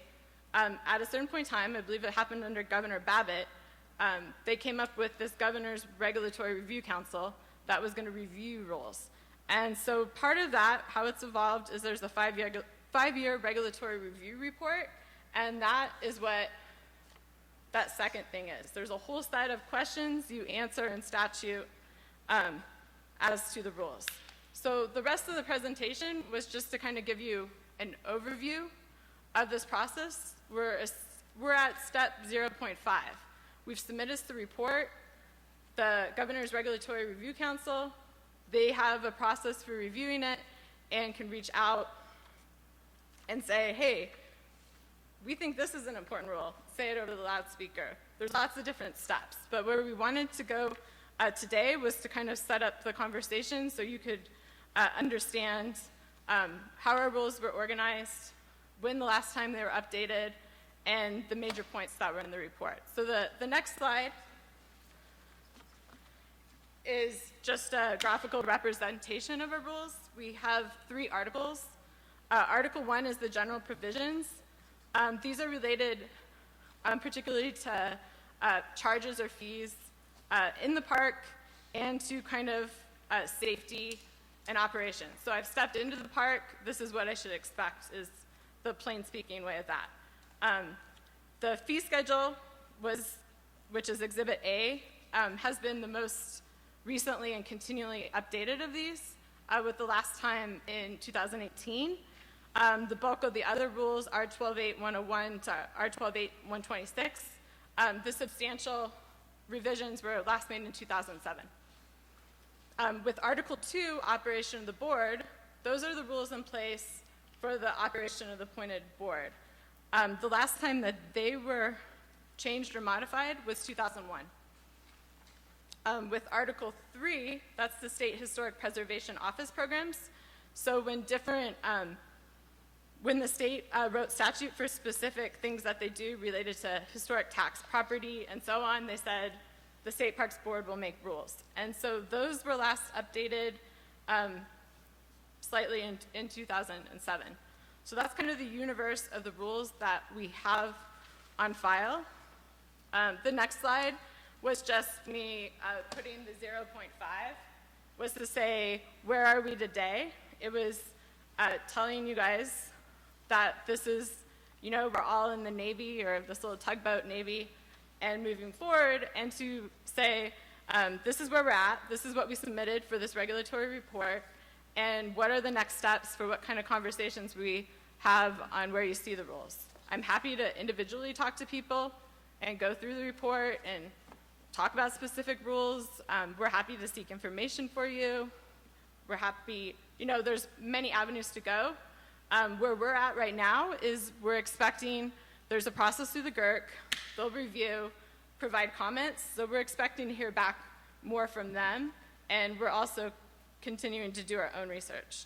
The final slide of this little overview was kind of the basis and bulk of what was in the report. So it's divided to kind of go by article and kind of say, what's the purpose for you? So those Article 1, as I said before, protection of park resources, safety of guests and staff, expectations for visitors, fees, prohibitions, right? So don't, set off fireworks in the park, right? So stuff of that nature. And so when we wrote the review, the major things that we found was that in R12 8-101, there were arcane definitions. So we don't currently use cabana in our language around camping. The cabins are also not in the definitions. R12 8-119, weapons, it had an outdated reference, so it makes the statutory reference. And the statutory reference it makes is now to transporting a weapon as a gun dealer in dry ice. That's not the current statute. There's also been a significant amount of legislation passed since 2007, even in terms of the area of, weapons in public. And so one of the things that we're working on right now is a more exhaustive look at that particular topic. Exhibit A, fee schedule, there's portions of it where it defines different layers and types of camping. It doesn't necessarily delineate what the premier site is versus others. So there are opportunities there to make it clear for the public to know how that's being defined or what's at stake there. Article 2, operations of the board. We're going to discuss in the 9B one of the outdated, a rule that was considered outdated. So the process for writing this report was that I examined things. We went out and reached out through the agency to discuss, the relevancy of the rule and looked at the operations and so on. So Article 2, it hasn't been updated 2001. That was the main thing we found, and that our 12.8.207, the procurement, didn't match with the current operational practices from what the staff said. Article 3, the State Historic Office programs, it's mainly issues of clarity to emphasize for a person who's in the public the relation of certain parts to, I'm applying to be in a national register, so I have a house and I want to be on the national register. There's also an Arizona register, so it's the delineation of the language to make sure that's clear, and there's a form that they use that the name has changed over time and so on, and that was the other part of the State Historic Office programs. So that was the overview of the submission of the report. So we submitted the report at the end of October. We will eventually be placed on the agenda for the Governor's Regulatory Review Council. We'll receive more feedback. We're coming here today to update you with what we submitted and to start the discussion of where you want to go. And I didn't know from speaking to Nancy, should I continue with 9B? Well, let's just hold up at 9A first, and then Okay. we can get into B. First, sure, Board Member Lewis, go ahead. The Governor's Regulatory Review Council probably was the most interesting committee I've been on from the standpoint of national and state and municipal.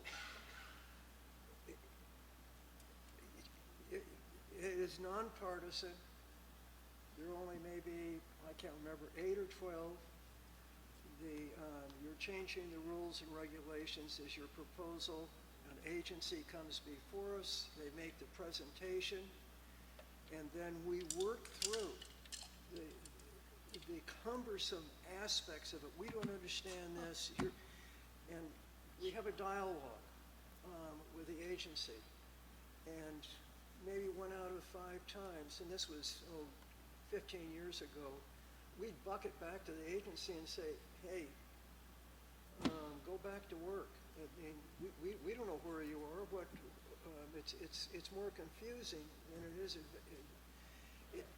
But I think we have, in this type of entity, we have a tendency to verbalize and make it too cumbersome. Clear, concise, and understandable. Our body really pushed that rather than other stipulations to clear up a misunderstanding of given stipulation. So I hope that our body really takes the mandate of this seriously, and less is more, and that's what I leave with you. Okay, thank you. Appreciate that very much. Other thoughts and comments? Before we go into 9B, on the handout that you have, just the footnote on page 9, the last one, just caught my attention. And just so that I understand not only the rulemaking responsibility of our board, and that this is subject to legislative approval on it, could you just clarify that? Because it says that we're exempt as it relates to fees and charges, and then for certain other activities. Just this is new for me, I'm sorry, and I apologize in advance.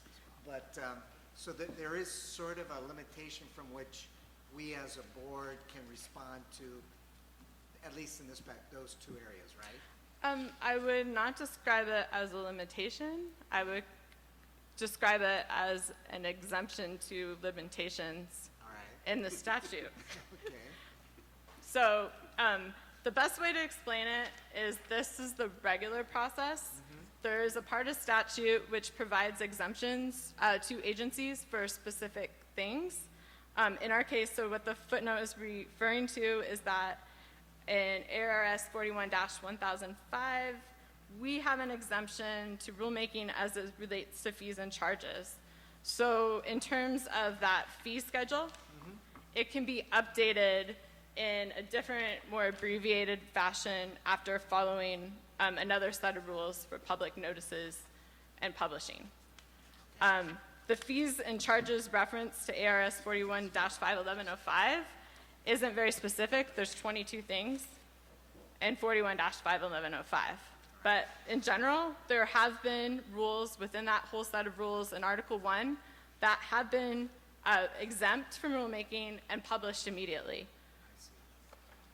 But in order to conduct any rulemaking, you need also to have approval from the governor's exemption to rulemaking, which is thus the multiple tugboats part of it. But in terms of the board's authority, it's not a limitation, it's an authority. In terms of the Tonto Natural Bridge State Park, my understanding from the record is that the exemption had to do with certain ways. I think the purchase was enacted at the time where they had to preserve things to work around other parts of the statute to get the payment and the payment to the right person. I know that's not a very legal answer, but that's the essence of it from what I could see looking kind of at the legislative history of that action. So in terms of the fees and charges, which is a budget issue, I mean, obviously, this board does approve fees and charges, but that is exempt in terms of the rulemaking, and so ultimately it's the state legislature that does. Oh, that's a second part. So ultimately, sorry, I consolidated it for ease into one footnote. So ultimately, we would consult with the governor's office Right. as to that, and then publish with the Secretary of State Okay. for the exempt fee rulemaking.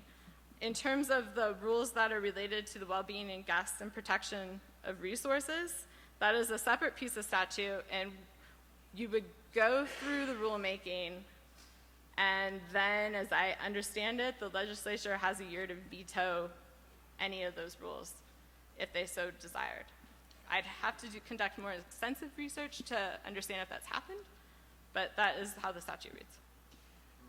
So I guess kind of relying on staff in general, Michaela, obviously there's a lot of legalese related to these, and there's a plethora of this stuff. So is it primarily the protocol, you bring rules that need to be either updated or that have been concerns to us, or is it our responsibility to be looking through them and then saying, gee, I'm not sure we concur with this anymore, or is this, as you said, there's some verbiage in terms of cabin versus cabana and some of those areas. Right. Who does the pulling and who does the I time? would say that the statute very explicitly says that the authority rests with the board for rulemaking. So that going forward, it would be accommodating what you guys felt was the best course of action. Tim? Chairman, in terms of process, though, because we're under a rules moratorium, we would need the governor's office to sign off on that. So I think we're a little premature in talking about rule updates. So this stage was every 5 years, you look at your rules, just make sure they don't expire. The next stage, if we do believe rule updates are required, we would approach the governor's office at that point for rules exemption. They may or may not accept that depending on the significance of the rules. So we just need to be very cautious about that, because the governor's office has said, hey, please don't talk about rules until you've had that memo, we've had that discussion. So just in order of procedure, we would have to go through that process first.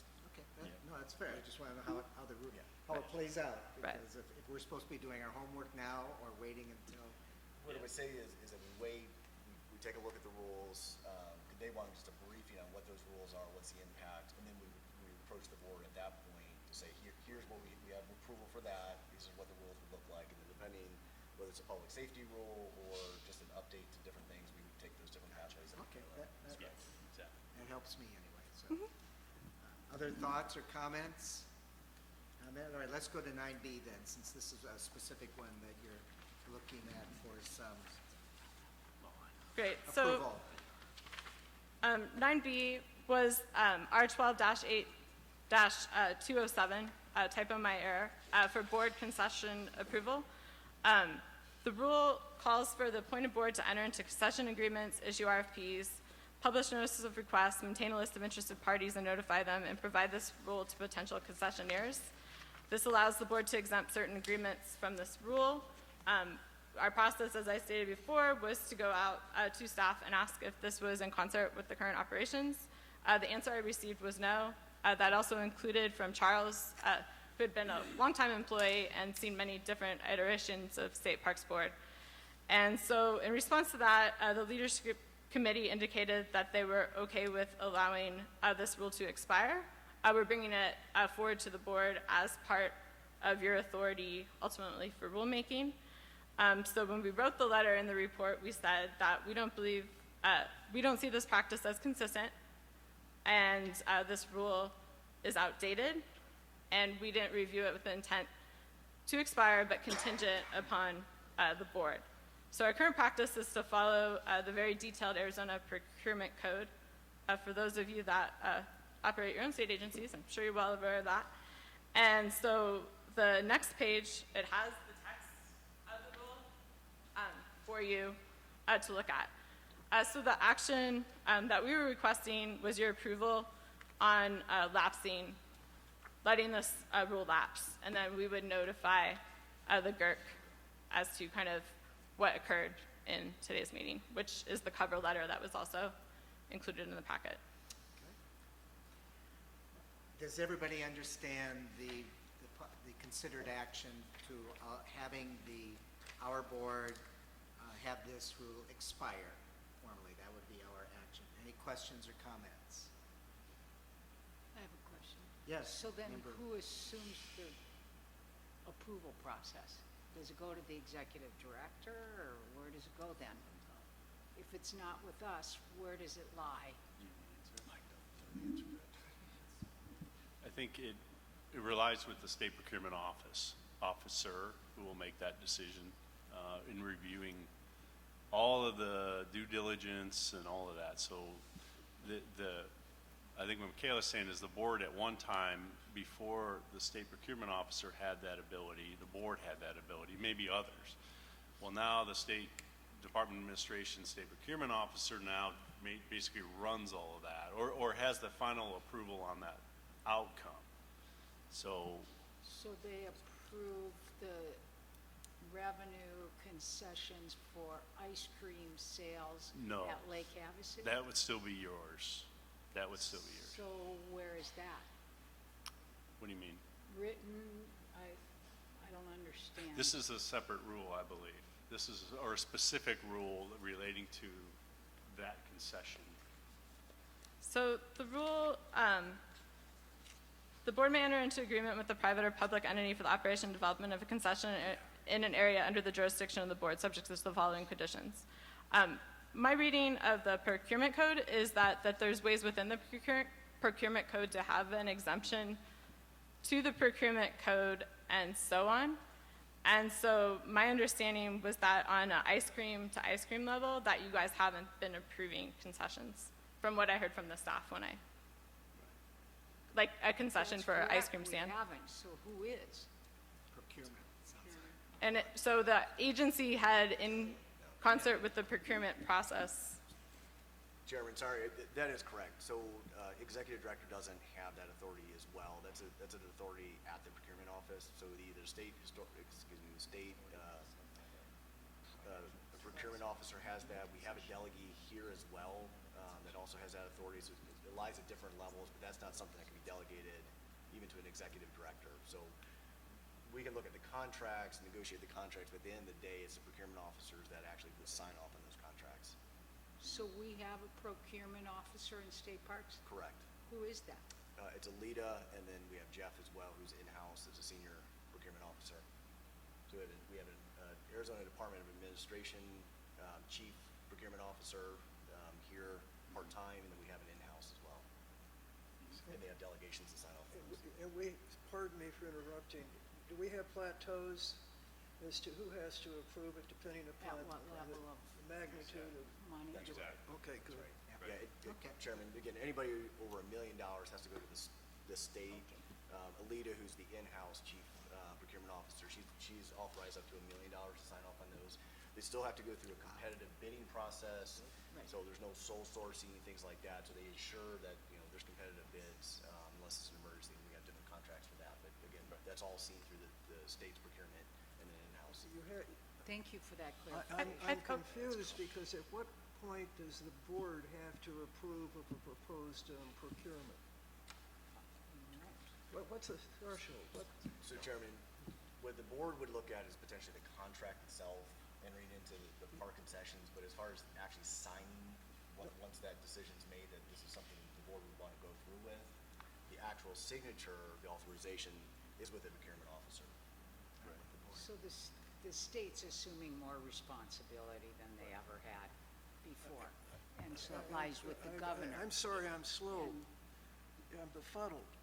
If you want to spend $500,000 to buy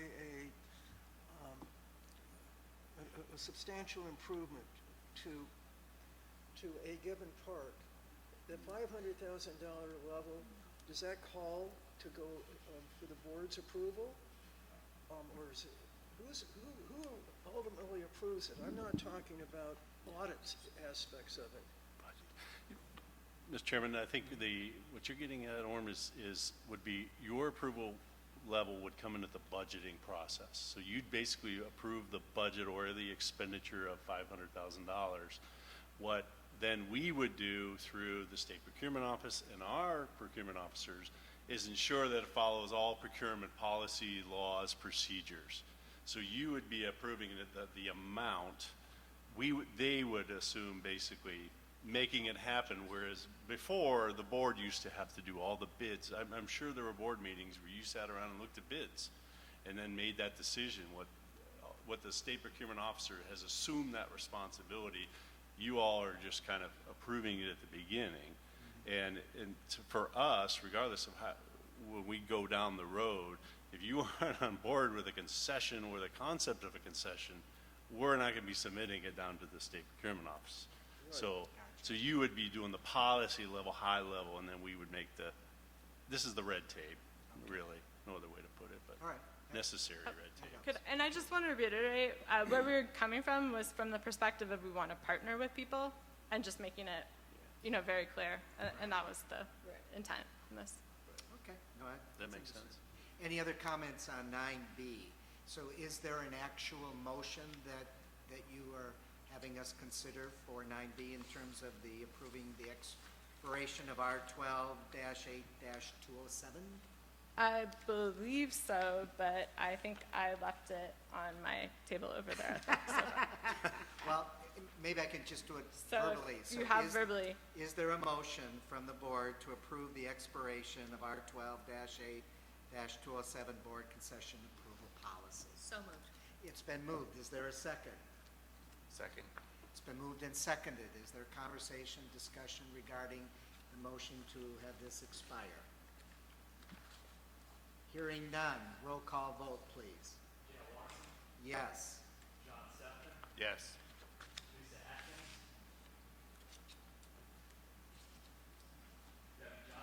Yes. Yes. Yes. Yes. So the motion passes. Thank you very much, Michaela, for giving us another headache. I mean, helping us to understand rulemaking. Yes, Mr. Mr. Chairman, so thank you for that. And when we hear back from GERC,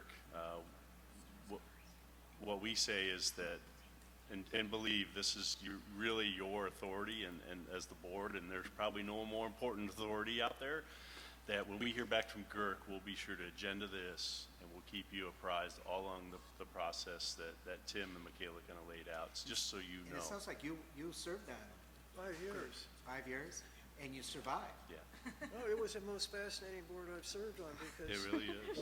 we had to untangle Yeah, no, it's, Yes. departments. They were by sector, and we accomplished a great deal by simplifying. Less is more.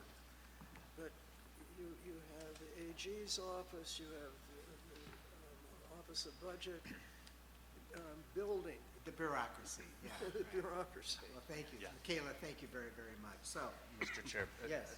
You know, and to this point, I just want to harken back to the authorities that we have that are actually in the statutes and the disconnections within all of that. So there's definitely a layer, but a relationship to some untangling that That's right. needs to Well occur. put. I just see that as possibly another full-time position or something, but Or two. it's connected, right? And that the authorities that we have, the responsibilities that we take on, and then the rulemaking, all of these pieces, I know we can uncover and get fixed by the next meeting. Chairman, it's the one thing in statute that you can't delegate is rulemaking authority, so by definition, you guys will always be involved in that. It would have to be by statute. okay, thank you very much. So Michaela, if you could bring us to the close of the Yes. information items on this very important service as far as tribal relationships. Great.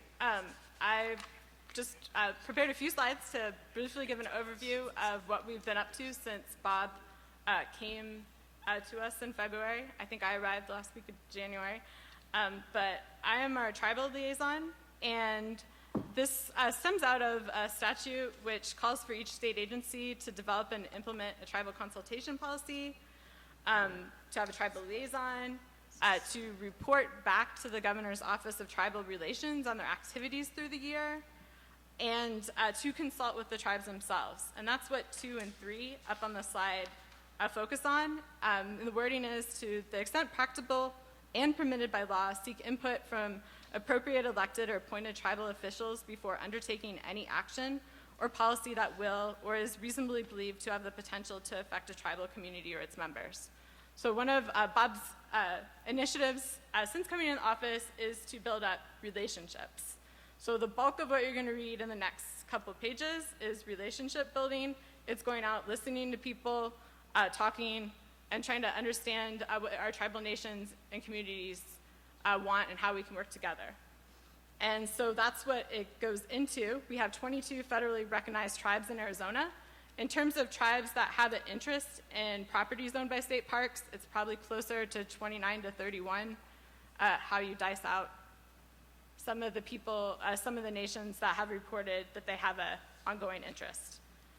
And so what outreach has been conducted? So the next slide, and this is just a kind of brief overview of the annual report. Director Broscheid and the staff, we've met with tribal nations, members of the Native American Caucus in the legislature, tribal working groups like the Intertribal Council of Arizona.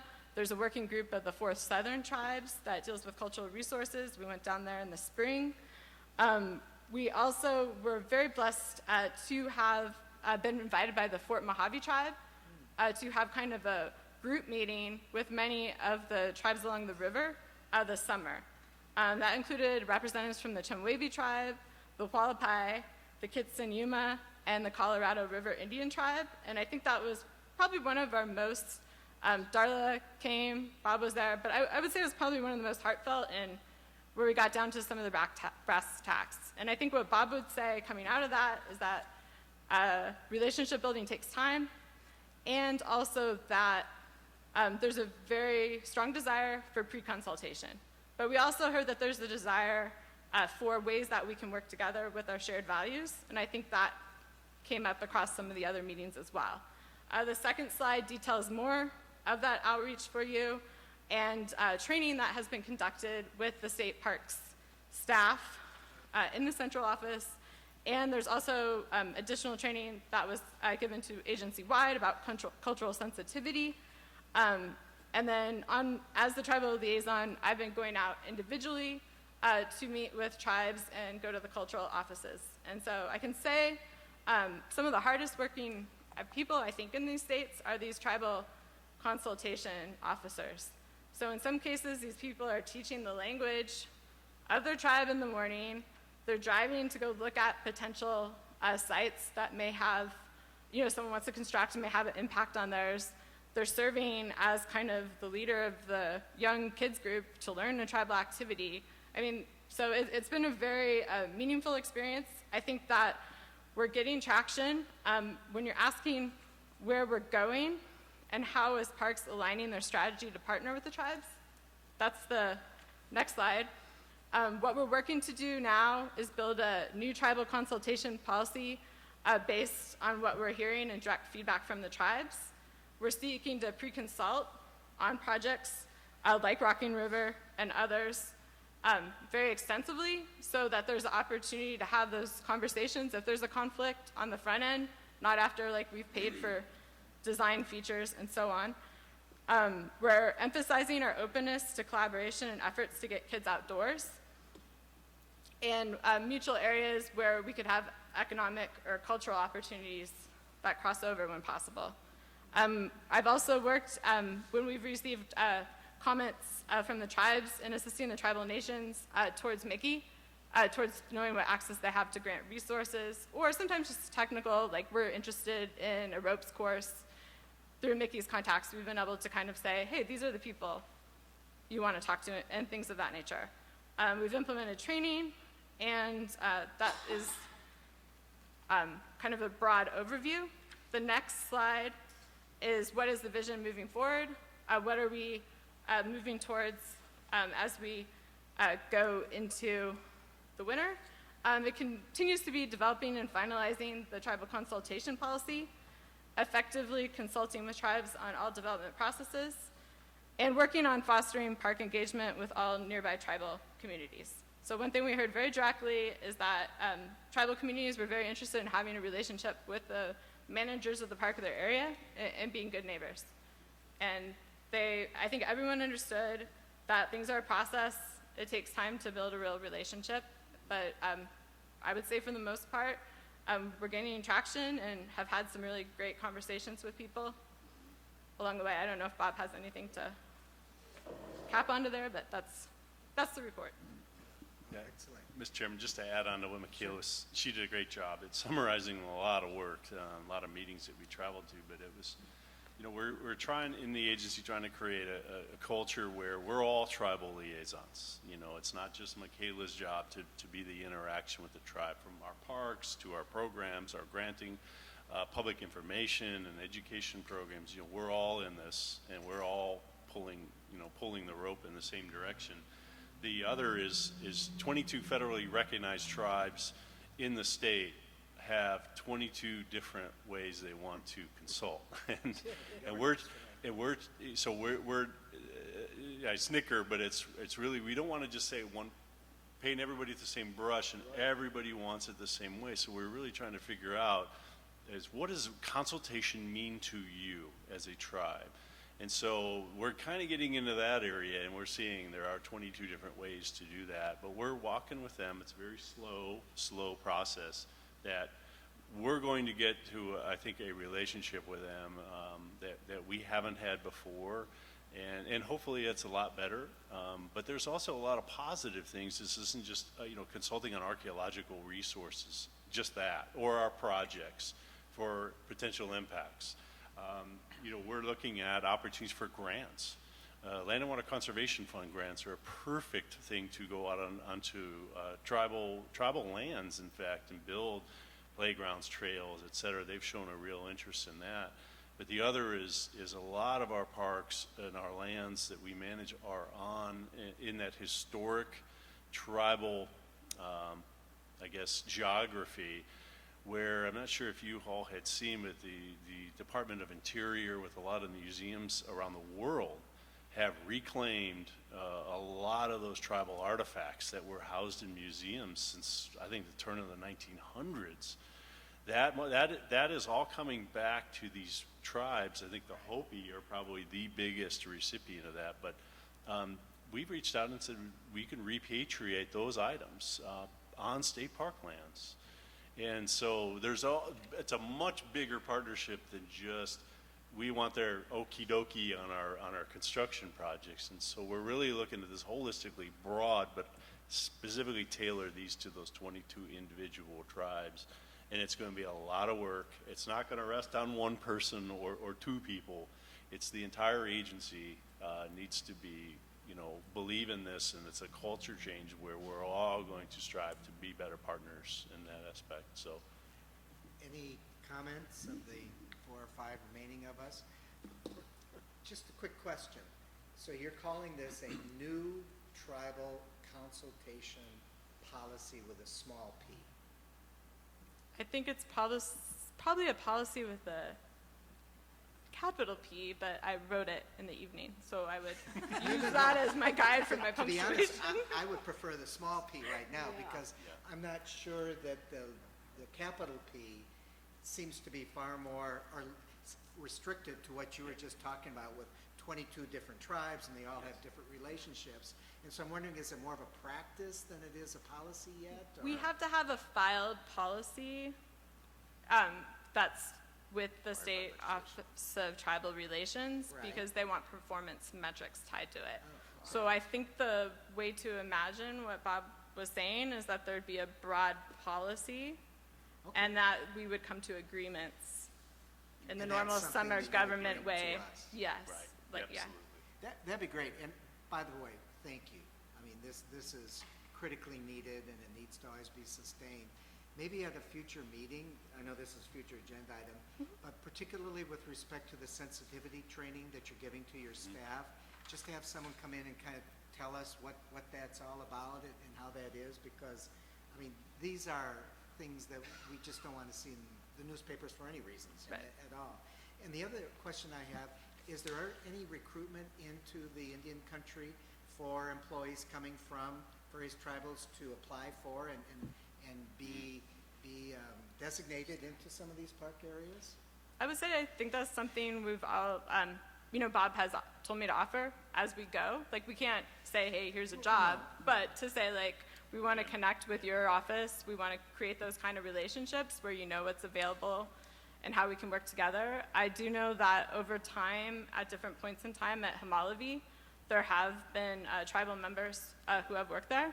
At the present time, I believe there's one woman, and she kind of has taken the lead in certain of the tribal events, in certain events that they do to honor the tribe there, and kind of bringing some of the cultural practices to the events. And I would say the name of the event, but I've butchered it every time. But it's basically like Welcome and Together, and Hopi is the name of the event. And I was able to attend, and it was a really, really great day. And I think that one thing that really should be emphasized, probably about the 70s and 80s, if we're looking back, was how much the Hopi Cultural Office, I think, contributed to kind of intersections with the staff at the state parks in developing, kind of coloring books about archaeology or kind of explanatory text, which you'll see in some of the older parks. And they also were able to provide financial support during the Great Recession, which I think some of you may know if you were on the board at the time. One other quick comment. Bob, you had mentioned the fact that they could be eligible for land and water conservation fund grants. I assume you as an agency could be eligible for gaming grants and opportunities for improvements within some of these state parks that would benefit the tribal community relationships? Yep, we could be, yep. Because yeah. I know we used to do that a lot. They're not large, but Right. they're in the tens of thousands of dollars that could go towards some of these cultural events and/or sensitivity training opportunities, whatever it might be.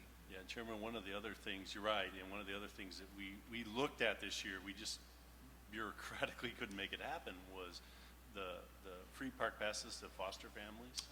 And working with Department of Child Safety, we got those names, and what we did was we received a comment from some tribal members that said, well, can you offer it there?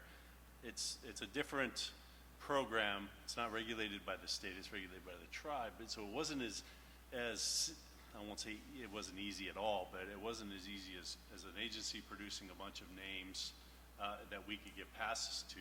We had 10,000 that went out from the state.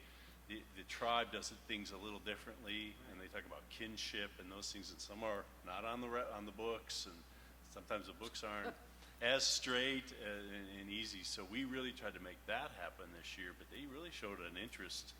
I think the Salt River Pima, Maricopa were really interested in making that happen. So And we we'll were see. able to connect with ones that, as Bob said, already had a direct agreement working through the Department of Child Safety. It's Right. what's a little bit beyond that with the kinship, which is a problem if you've watched any of the legislative hearings. Yeah. They continually struggle with where to go with like advocating for grandparents or taking care of kids and are not doing it formally and that kind of. My final comment, and sorry for the belabored point.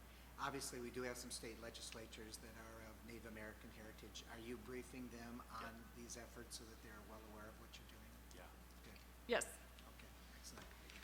All right, thank you very much, Michaela. Good work, appreciate it. So, let's go to future agenda items. Do any of the board members would like to identify issues or items to be considered for any future items off the top of your head? I'll just mention that sensitivity training with the Native Americans is one possibility. Current events. I'd like I'm to sorry? speak to that one. I'm still extremely disappointed at the issues raised with Boyce Thompson Arboretum, and it wasn't working because of past leadership and so forth. And having been on that board for 12 years, I'm infinitely understanding of that asset, of the personalities of the players and so forth. But I would hope as we move forward, we can cultivate that relationship which we enjoyed until about 5 years ago, and there were some management issues. So I don't want to lose track of that because it's a great asset for the state, and also it's for us to identify with it in a more productive way. I think it could be win-win. Thank you, and I think we all share that same deep Thank you. disappointment. Good. Yes, Chair, I do have one agenda item. As a relatively new board member, I'd like to see us have a presentation by the State Preservation Office, which we're responsible was thinking the for, same and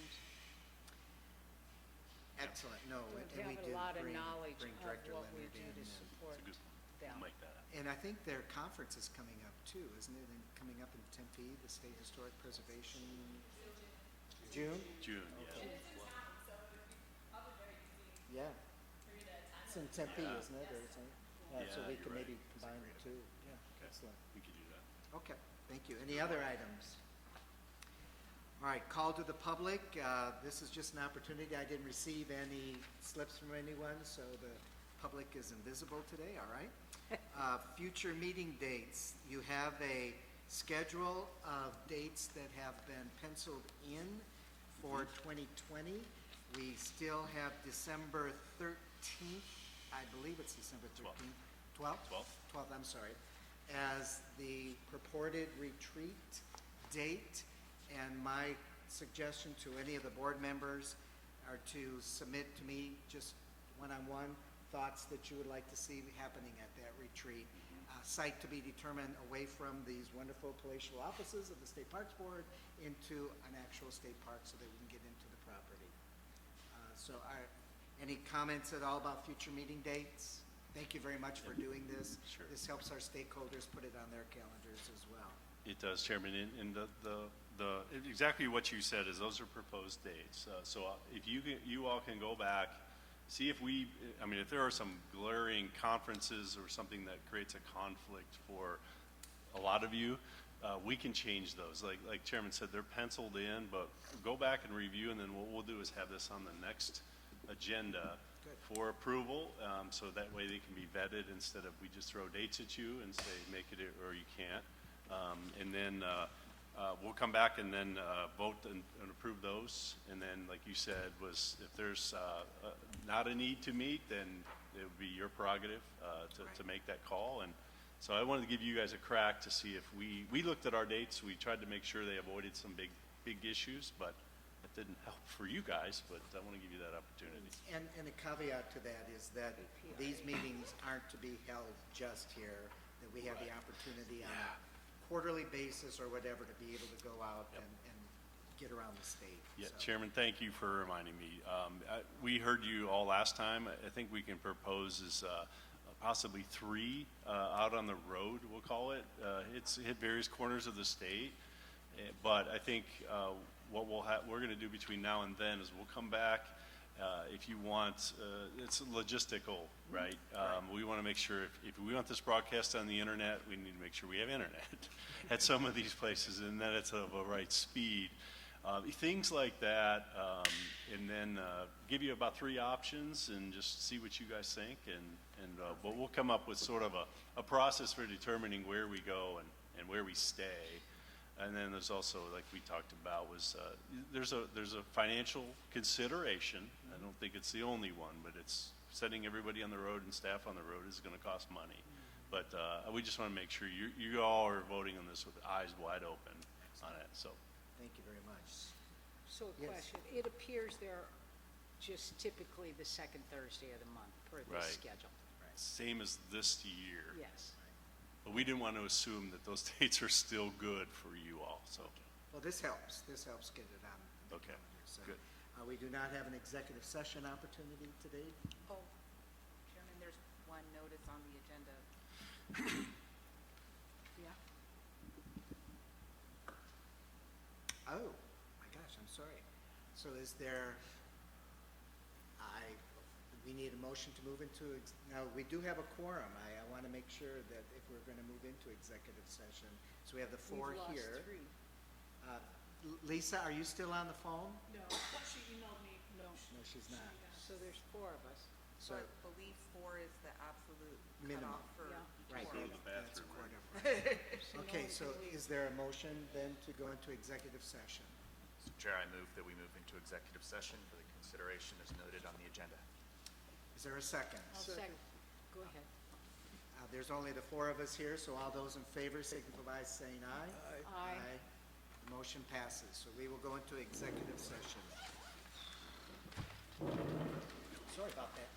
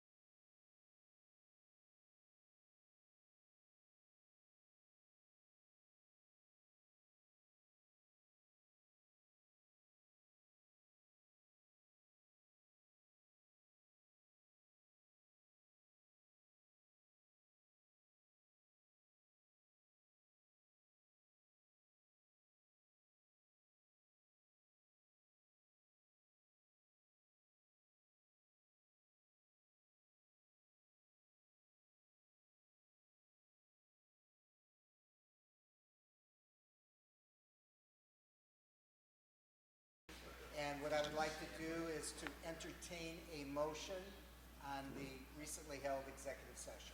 I would move that we direct the AG's office to proceed as instructed and discussed in our executive session On the matter of Render versus Allen. on the matter of Render versus Allen. All right, there's a motion on the floor. Is there a second? Second. It's been seconded. Any conversation, discussion? Hearing none. Roll call vote, please. Yes. Yes. Yes.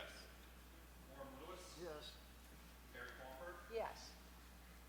Motion passes. Thank you very much, and I call this meeting to adjourn. Thank you, staff, everybody. Thank you, guys. I hope Karchner goes well Saturday. Oh, that's right. Are you?